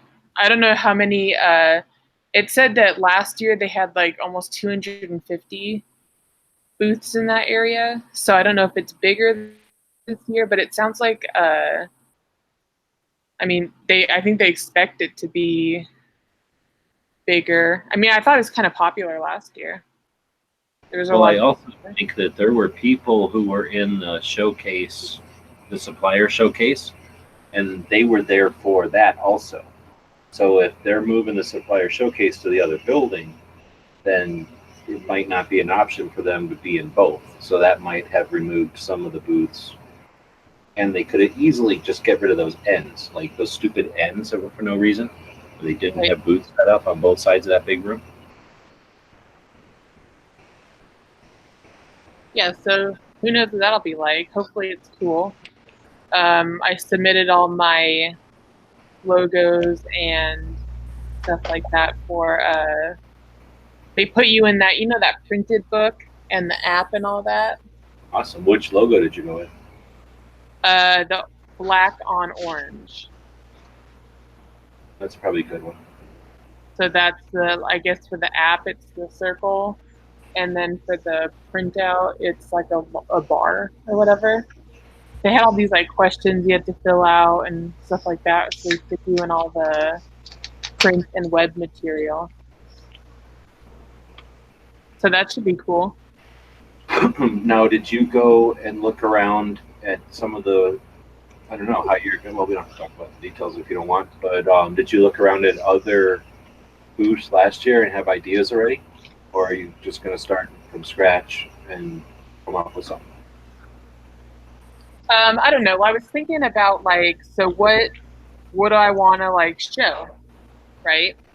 So I definitely got to find a way to show all the like cop badges and stuff that we do, because I know there's a lot of cops that go to the whole thing, Heck yeah. and And it's the buyers. They don't really let just cops in anymore, I don't think. So at least they acted like they're not, and it didn't seem like there was so many walking around. So it'll be the buyers. yeah, well, it's like they're like I think the ones that make like uniform decisions and stuff, and then yeah, so I want to show that off because that's like pretty good business and it's getting popular and more departments are getting on board with it because more and more departments are going like tack vest style and the PVC, doesn't get gross like embroidered. And then all the patches that I've been doing for companies and stuff, I want to put those up, and then of course like stickers and stuff. So I'm definitely going to stick a drop cloth on the table because they give you a 6-foot table, and I already have that. So it's like a black and says AlanAnchor.com on it, and then maybe some kind of like backdrop thing. But I'm not sure. What about a table that says like we make these, like something that stands out, like this was made by us, this is what we do, or something? Yeah, there's a friend of mine just said to me that I should get some sort of like a monitor or something, flipping through stuff we've done, like logos and stickers, and so that way you don't have to have like a messy table full of product. Mm-hmm. You have this like slideshow going. Yeah, it's easy to get those like picture frames with the USB thing, and get those different sizes, way cheaper than having a computer, and then have like a couple of those, like say slideshows or doing little demo videos even. Yeah, because there's I guess you get a power hookup, but I'm just unsure, and I assume they're gonna give me more information on it. But like what kind of stuff can you put? Like, can I put walls up? Like Yes. a 3-walled Yep. pop-up or something. Yeah, I've seen people do that. Like, yeah, like stuff like that. I mean, I don't know about for this little area because it's like a 6x8 booth. Oh, I thought you said 9x9. That's a little smaller. No, this is 6 Is that what by 8. USNER doc had then? I guess basically he just had his table and a little bit of room behind his table, I guess, right? Mm-hmm. Yeah, it's probably. I mean, I think I remember it last year being like, like an okay size. I mean, I don't need anyone to like come in and like take a tour. Right. But. And luckily, stuff isn't like giant 3-dimensional panels or something. Yeah. Well, for people that are listening that might not know, Angelina's a girl. It is for girls frustrating and difficult to do stuff. So why don't we take this burden off of her hands and off of her shoulders, I guess, and do her booth for her. So, Pink, how are you? You've been to a couple of SHOT Shows. Best way Angelina could do her booth. Probably on the table, have like the how like who was it? Milspec Monkey, I think, had his little folder type that had pages. Oh, yeah. She could have that displayed on the table, cut like 2 or 3 of them with her cop badges, and then on the backdrop behind her, it could be nothing but a big patch panel with a bunch of our patches stuck on it. I like that. Right on. Keep thinking. You've been to too many SHOT Shows. We're not taking one idea. We want a whole bunch. Patriot, how are you going to mansplain how to do Angelina's job for her business for her? I would definitely do short clips on her doing her weird machines and stuff. So she does stickers and all that engraving and all that weird stuff. I don't know exactly all the stuff, but the machine that grinds out the wood and the metal and all that stuff, inlays. Mm-hmm. That'd be kind of cool because so I mean, that's something that like in the process of being made type of footage. Yeah. Yeah, maybe have something there that you did, but show something up on a screen or whatever. That would be kind of cool because that doesn't take much room, and then it's showing that you actually do the stuff, and then you don't have to say, "I make these, I make these." Yeah, I think that exactly. It gets a lot of information across instead of like somebody might walk by and think like you're representing these companies or something, right? And Yeah, and make sure you bring a bunch of the cheap stickers so you can give them away. Cheap stickers, or do you want to give away quality, good stuff so you represent yourself in the best possible light? Good quality, but the least expensive for you to produce. Okay, so Ape, mansplain Angeline how to do her job, run her business. Let's see, never having been to SHOT or being self-employed. Perfect. You're already in a better position than a woman who's already been running her own successful business for years. Yep. So she's I can't help it that I had equipment in my legs that she doesn't. But I would say with the building off of what Pink and Patriot just said, because I can't think of my own ideas. Like even the cheap little Walmart TVs nowadays come with the USB hub. All you have to do is just make like a little, like maybe a 5-minute video or a couple of different 5-minute videos of just like either flipping through some of the patches that you've made or doing like an in-process thing, kind of like what like Lowe's or Home Depot might have if it's like, oh, hey, here's our selection of roofing tar and here's the kind of a little how-to video on that. And this. Do you think that would be the best way, like, to get like a cheap TV? Well, not like a nice looking TV, and just like do they do slideshows for you? Did you see the TV? Some of them. The TV in the van costs $69, and it plugs into DC. So if you don't have power, you could have like one of those car chargers running it. Yeah. And most of like the smaller TVs, if they have a USB port, it'll do like either a slideshow or it'll play video.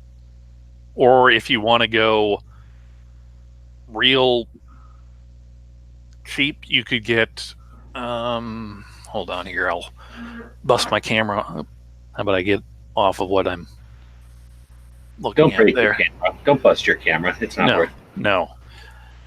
All right, this monitor here, I got it out of a dumpster at work.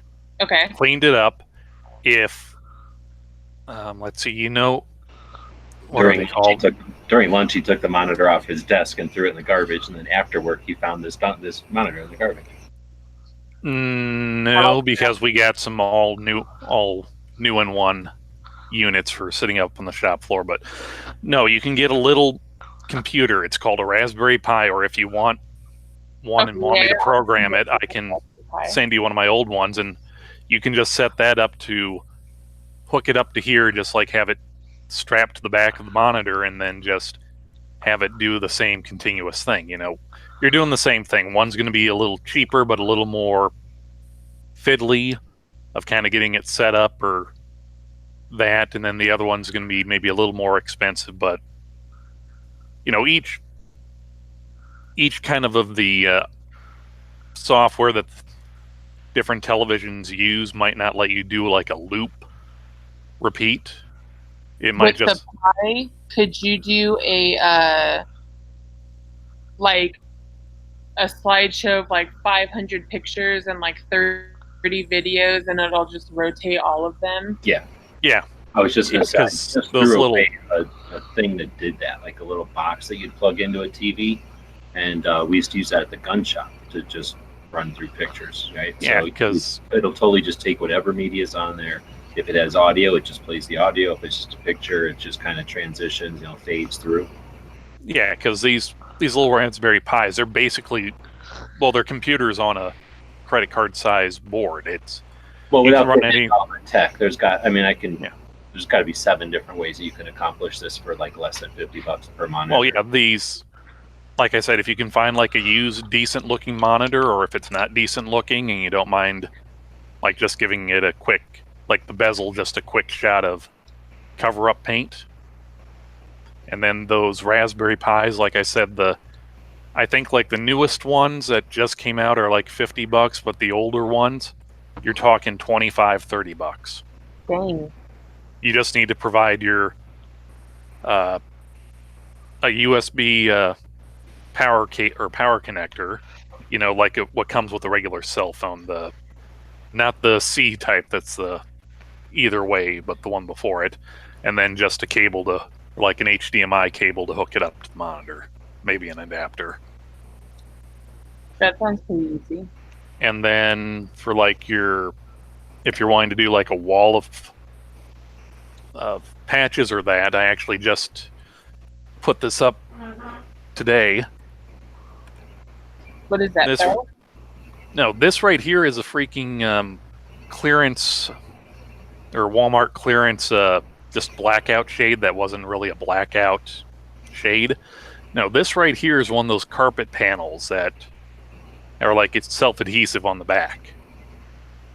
And I just got like a square, like a 1 by 1 foot square. Yeah, it's a 1 foot by 1 foot square. And all I've done is I haven't even like completely fixed this on here because I wasn't sure how well it was going to stick. I've just got like the first 2 inches just kind of holding it, and it's just hanging there by gravity. So I think it was like $10 for a pack of 10 of the squares, and then this, whatever backing cloth you want to use just as kind of a hanger. And I think I don't know, if something like that, since it's segmented, you might be able to if you space the panels out enough, left like an inch or a 2 inch gap instead of trying to put them all right together and make it some kind of decorative look. When you're done, all you have to do is just start folding everything up. You don't have to take them off or take each patch off and put them back in a bin. Yeah, like a modular display, sort of. Yeah. All right, Dead Horse. How you gonna mansplain Angelina how to run her own business? Oh, that's easy. Just make sure to tell everyone that the after party's at the Palomino Club. Oh, snap. Oh. So that's an interesting concept. If you're going to have a booth there, are you going to have have you thought about having some sort of after event? Yeah, there will be, this year there will be a O&A party. So that's interesting. So then what date? This isn't the whole 4 days a shot, is it? No, this booth thing is the Wednesday, maybe? The 22nd? It's only 1 day? I thought it was a bunch of days. It's only 1 day. Well, that's changed. I thought it was multiple days. Mm-hmm. Are you sure? We are Yeah. running your business for you, and we're men. Let me show you the email because that has authority and I don't. Oh, okay. No, but I just thought it was more than 1 day. Okay, so then are you thinking do an off-site event before or post? Pre or post? Probably post. That's probably the good way to go. It depends. I gotta see when some of the other parties are happening because I want to go to a couple and I don't want to be oh, gotta leave my party. Have fun here. I'm going over here. So we'll see when that schedule's in. You gonna add anything to that, Dead Horse? Oh, just my after-shot party's going to be held at the Crazy Horse. Okay. Clover, you've been to a couple of shots now. Other events. How does Angelina run her business? Yeah, I'm looking. It's Wednesday only. That's crazy because I thought the whole reason they were moving the other stuff is so they could extend that. That's dumb. That makes no sense. And then what, is it be empty up there? Yeah, I mean they've got the space. Why? That's retarded. But okay, whatever. So NSF knows better than me apparently. Gun bunnies, gotta have gun bunnies, right? Got to. I mean that just classes the whole thing up. Yeah. No, there was when you mentioned the table. I don't know what you're talking about with your logo and all, where it shows on the table, but if you're talking about it being on the front of the table, I think that it would be better behind you on that partition or wall somewhere, because with the amount of traffic and people around, I don't know how many are going to be looking down to see that. So, yeah, I think I'm going to do a, if they can let me do a 3-wall thing, I'll probably do that, or at least the back wall, and have some kind of banner URL. Now, when Yeah. you're saying three wall, I was thinking like where they take like three panels that are like long rectangles and stand them together in a triangle so that they support each other, and then it's sort of like a column or a pillar, and then you put stuff on them, right? Like I was thinking like that. If you're thinking Well, I don't. like, the like walls to the side of your booth, like I don't remember seeing anything like that. Some Like Yeah, I had don't it, either. but I don't know about in that area. Well, I maybe think. like a piece of surface that came up in like the corner and made like a 45 degree, but not like that came out and kind of created a cubby or like a Like a Well, or was there? my thought, and I've seen a couple that was this way, was first of all, yeah, getting your banner or your signage up high, and I think that if I recall correctly, the style of partitions that they're using for that, they're metal. So I mean, you could very easily, I'm thinking you could very easily bring some magnets and be able to even hang a banner or something if you needed to. But as far as the wall, I like the idea of having um, extra surface area to potentially put whatever you wanted. And one thing that could work out well, the triangle or the trifold idea, I think would be a little bit. I think would be a little bit much and might take up a little bit too much space. But you could have something that is, and I guess you could manipulate it in such a way it would do what I'm talking about. But uh, one thing that would be like G Webs was talking about, have a triangle, but like imagine a right triangle with one side up against the back wall, where you had two surfaces and both of those surfaces were at an angle also. So you're catching traffic coming and going for people, because I know again it kind of goes back into wanting to get the banner up. It was crowded last year, and people may not be able to get close. They may just be kind of walking by. So if they're not able to see, if your booth is such a way where you would have to be walking by it directly in front of it to be able to see, then having some product or something displayed higher up, which you can do with something like that, higher up at an angle, might catch some attention of people, that are maybe not able to get by there right then, and they're like, oh, I really want to get over there and see what that is over there. And then so they wait or tough it out or wade through or push people around or whatever they got to do. Yeah, that's a good point, because it's very, very like sometimes in the crowd you're just trying to like get the F out, and if you're like looking up, you might see something and be like, oh, what's that? Yeah, they utilize high spaces, I guess, is what I'm getting at. Can you see my screen? Are you on a computer? Yes. So I was trying to look through my pictures, and this is. So I was going to ask you later on too if you had pictures. I didn't really take that many. I think this might be from the supplier day, which was similar, right? And it's sort of like this. I think it was about the same, where they had this like half wall. Now that I'm seeing it, so but I was just noticing this is not that great a picture, but this one really stands out, doesn't it? And I think he's got those like, I don't know, they kind of like window shade type of Yeah, things. I can do those. And then that light is definitely worth it, right? Having a powered light that's up high and lights up what you're doing. You could do something like this, like a window shade thing that rolls up and make that out of a material, and it just would roll up really thick, but like a carpet, you could roll all the patches right on it, perhaps. Something that's hanging. Don't I don't know if they would. Machine. They probably like jam that thing up. What do you mean? This is totally the pop-up, because that Radeon that right there in front of you, I know those people. They're in Anaheim. They make lasers, and they were at the pop-up preview last year. So it's totally that. Oh, that's the rope guy. You know this guy? Oops, what happened? Do you know this guy with the rope?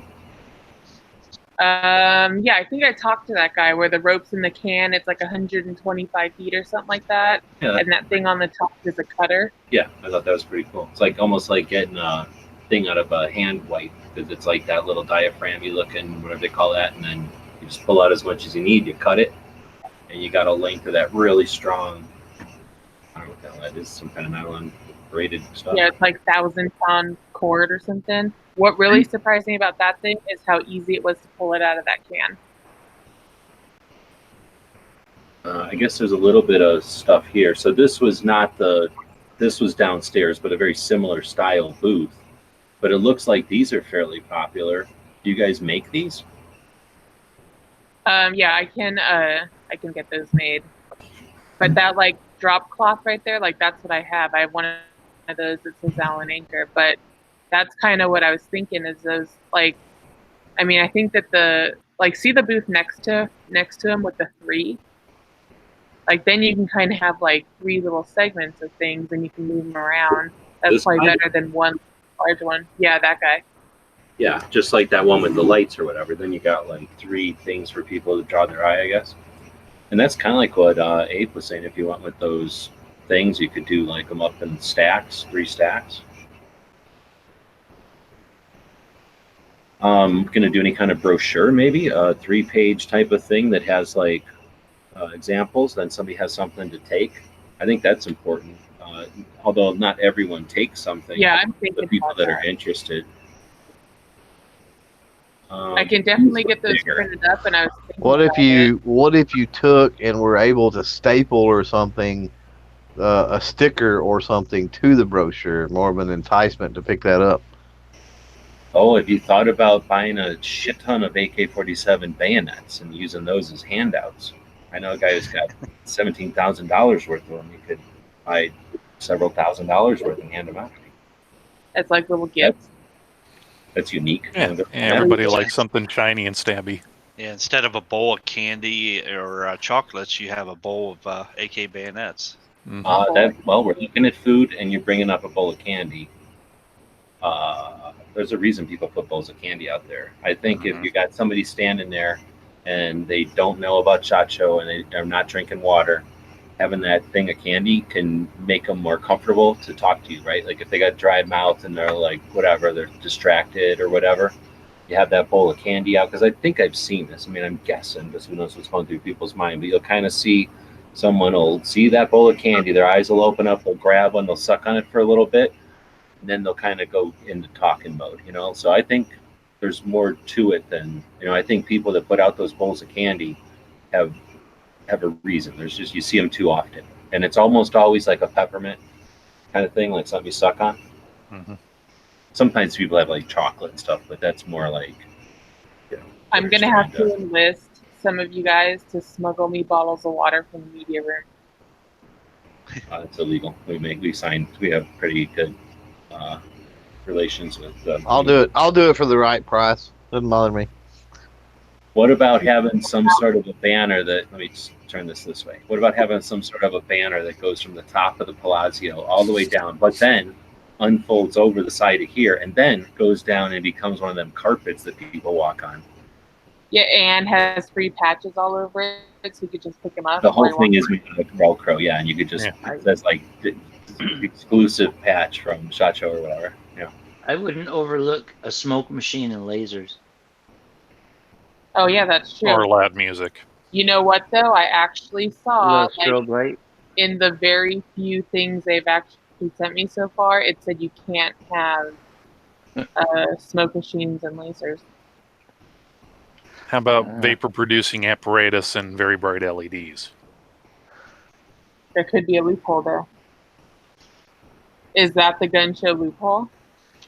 Well, no, it's the SHOT Show loophole. SHOT Show loophole. I mean, SHOT Show is kind of a big gun show. Oh, this was last year's, the beginning of that day. I'm like, oh, that's nice. There's like 2 escalators up there, and one of them has got this guy standing there, like with the thing off. Like, so there was only 1 escalator that morning. Yeah, that's all the pictures I had from it. I didn't really take that thing. Super Yeah, busy. that thing. Go back to that one. So you got a short little wall and a back, like a shitty background. I'd be so ashamed if my background was that curtain. But look at this guy. Like, oh no. Yeah, he's only got like some QR codes on the I don't know about safety these clip. things. I had them on business cards for a while. Just don't know. Do people actually use these QRC code things? I think the people that I don't know. I haven't seen any business cards with them. It's usually like online of, oh, hey, you're looking at something on the computer, so take out your phone and take a picture of this instead of just clicking the link next to it. I see them more like this in like real life. So like, here, you don't have to take our brochure, or like, here's that coupon or something. Yeah, and posters. Yeah, I've seen a lot of people that had those and that really didn't have cards. I even asked people for cards, right? And they were like, "Oh, here," and they, just They have to like pull the two out of they're their like, like you're at SHOT Show and you didn't bring any business cards. Like they're like, just take a picture of this, and you take a picture and it like goes to their Facebook page or something weird, and you're like, no, I really want to. How about I just write your information down on one of my cards then, because this is stupid. Is there any other stuff you can clean? It looks like this guy's got a giant picture going on, and then something. See, these are all just these little what do you call They're lines, like roll up roll-up lines. stands, Yeah. retractable banner stands. I guess they're pretty practical. They get the message across. They're lightweight. If they fall over, it's not damaged, right? You just pick it right back up and stick it there. But see how he's got a computer right there? Yeah, His this computer thing here. screen? Yeah, right in the corner. Yeah, and You it's have that facing. facing like- out. Yeah. Yeah. And you can have your videos of spitting out the stickers and stuff on there running. Yes, about I'm gonna mannequins or have something? to- I'll have to get 8 to explain to me Raspberry Pis and start figuring that out. And then you'll know where it is.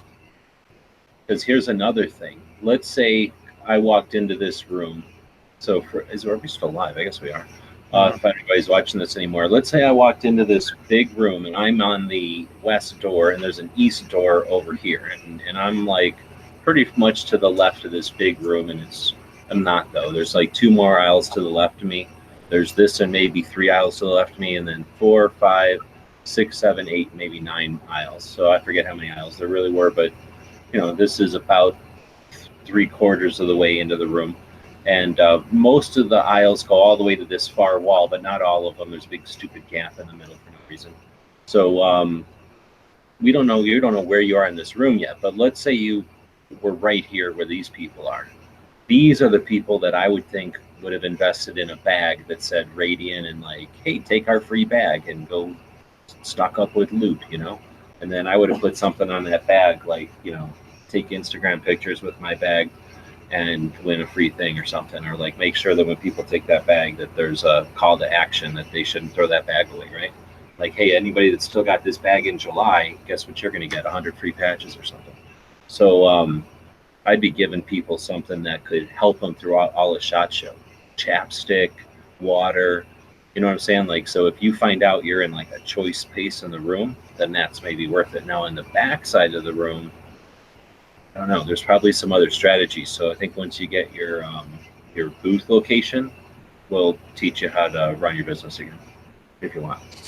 If you want to be successful in business, we'll come in. I'm looking right now to see if they've given me a booth number yet. They said they would assign it after cleaning, and they've got cleaning. It would be awesome if you got one of these edges. I don't know what they call the crust over here, but these booths got all the love. And I don't know if you had to pay extra for those. Did they have like an extra being on the cool wall? There's extra for a corner. Power? No, That power's doesn't make any included. sense. There are no corners. Where's the corner? This a corner? I guess this is a corner. Did you go extra for a corner? Or do you want to talk about that? I did not go extra for a corner. Did she make a wrong decision? Pink? Yeah. Patriot. Oh, hold on. How much extra was the corner? It was like an If you extra $1,000 or something. Ooh. So almost double the price. Pink, did she make the wrong decision? No, because she could spend that money on handouts and stuff. Patriot, wrong decision? No, I wouldn't want to stand on the corner all day. Ape? You know what? Correct me if I'm wrong, Angelina. This would be your first time at Shot for getting a booth. For a booth, yeah. Okay. I would say for first time, no, because yes, a corner would. Okay, depending on what corner it is. I mean, if the entrance is like 45 degrees away from you and you're in the back of the room, then probably not. But if you got one of the corners by the entrance or one of the doors or that, yes, that has a greater potential for having greater foot traffic, but it being your first year, probably no, you made a good decision, especially since it was an extra grand for getting a corner base for one of the other ones. Dead Horse, did Angelina make the wrong decision not buying a corner booth? Yes, she made the wrong decision. She should have got the corner. Clover, did she make the wrong decision? Or did she make the right decision by not calling corner booth? Yeah, I think so. I mean, corner booth. Wait, you're gonna have people that are not gonna go down every aisle. That's gonna happen, but they may walk the outside perimeter. Hold on, are you saying that she made the wrong decision or she made the right decision? Wrong. Oh shit! Now I gotta count. So it was 3-2.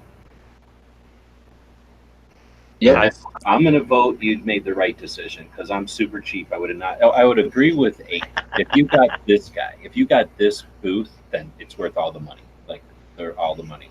But if you didn't get, if you weren't picking the corner, then if you're like way back behind the other guy, behind 3 other guys, it's. Well, can you imagine being a corner in the suck corner back here? Like literally, this wall was the shit. Like everybody looked at everything on this wall, like if it was the best because it was right in the front, right? This identical wall in the back, those people might as well have been. I don't agree. I think these people might have been selling skunk smell. I don't agree. And poison ivy because no one was back there. Look, I disagree. I disagree. Like I said, I seen I don't know how many people, and I even did it. That I walked the perimeter, looking down the aisles, of course, and all of that stuff. And I walked the perimeter. If you walk the perimeter, you're going to hit every single corner booth. Oh no, I hear you. That's true. If you walk the corner, or if I don't, like I said, I've never been to SHOT Show, so I don't know. Like this room, are the entrances like in the center of a wall? Are they on a corner of a wall? There's the 2. I'm basically standing at one, and then there's some like stuff in between, and then there's this other one, and that's it. Oh okay. wait! You're talking literally like the 4 corners of the room, and not like the end of the aisle right here, right? No. I think you're not, Angelina. You're talking the ends of each aisle. We're thinking. Yes, right? The ends of each aisle. Yeah. Because there's no real corner otherwise. Because even in fact, like you can't tell, but you see how there's this like big gap between the wall and where these partitions start, like where this aisle is. This might as well go all the way around the room, except that on the ends. There's no booths. It's just like open for eating. So there's just a bunch of tables. It's like dead air in the middle or on the ends. And then in the center, there's a big dead air section. So a corner would, I'm guessing, be this because they guess you figure you're going to walk around or do what Clover said. So I'm still saying you did the right decision by not because of my cheapness. But they make some good points. I'd say if you... I don't know. I think we still voted that you made the right decision. So you did well. I mean, I figured. See, there was the map for it. Well, yeah, I figured the money would be better spent. I think, like Ape said, on like shit to hand out. Yeah. And cookies. Just to kind of finish my thought, because it's kind of gnawing into my head now. Corners like the ends of booths. Okay, yeah, that'd be pretty good. But what I was getting at with like the doors is, okay, if like the door is in, I'm seeing here like one kind of in the corner, one in the center, then one kind of in the corner. If you could get like even along an aisle of being in line with any of the doors, that'd be pretty good too. Because depending on what ever the flow is, people are going to see, oh, there's something right here. Oh, I can't go this way. I might as well just head straight and go from there, kind of thing. Yeah, I think people that go in looking to see the whole thing, they're going to go to one end and just go from one end to the next. I don't know if anybody would start in the middle. This room, unless something changes, you see how this aisle looks? This is how it looked everywhere. If I would have looked down one of these aisles, it would have been this crowded. Am I wrong? Like, we all went up there at different times. No, you're not wrong. Just packed. Nope. So it's definitely going to be a factor to, like, keep one set of people's attention up here. Like, I think this is still my favorite example. Like them, just in that picture, it stands out, right? Mm-hmm. But then the thing is, once you're talking to somebody, you don't want to just have nothing on your table. Once you're talking to somebody, you got to have stuff to talk to them about, right? So you got to have sort of the up game and then the table game going. And I don't know, did you ever, I know we talked about in the past that thing that you were going to make for your shows and stuff. Do you have that? The wooden thing? The pad for the table? Yeah. No, because the guy was a flake, so I don't have that. So you got some so that means you're not invested in a display. We were talking about a display that she had thought about for going to shows and stuff. So you're not invested in anything right now. You could go, well, I'm going to do this. You've got some time. Tucson has a gem show. So a bunch of people from all around the world, I think, come here in February, and they have this big gem and mineral and fossil and meteorite show. And it inflates Tucson, like a lot of towns that have a big event like that, and will swell up. And during the swell, there's like these big giant tent buildings that'll happen, and similar to Quartzsite, but in Tucson. So all this stuff will happen, and what happens is some people bring their own displays because it's like things from diamonds all the way down to cheap stuff. So some people just bring their own displays, and other people rent. So we have this like massive used, I don't know what to call, like, I guess, rental level of store display. And I go hang out over there. That's where I got on my slat wall for like nothing. And I go over there to look for different kind of hooks for my slat wall once in a while. This is an excuse to drive over there. It's like on the other side of town, but I'll go over there and take a bunch of pictures because it's like, it'll blow your mind. They've got all these different ways to display like jewelry and rocks, and I mean, some of it's like hands and mannequins like you see at a store, but some of this stuff is just like fancy science fiction, Star Trek looking shit. It's really neat. So maybe I can get you some ideas of how to maybe display stuff in a way that get like what Pink was saying, in a way that doesn't just, your real estate isn't taken up by this, but maybe some way to give you 3 dimensions or pages or something. Yeah, that sounds pretty cool. I was thinking like maybe I should do like do you have to have the table? I don't know. To ditch the table, or do you keep it? I don't know. I mean, because I think there's probably something to like, and then I don't know if this is giving away something. There were booths last year that didn't have a table. I don't know if and again, stop us if you want to go off air with any of this stuff. I don't know. This is get into whatever. Plus, I don't know. I'm just gonna go off air. How many people are even watching this anymore? I want to talk about secrets. So Vandalicious watching. If you want to jump over on Gun Channels, we'll put a link out if anyone wants to listen live or join us in off air. And then thanks for everybody who joined us live.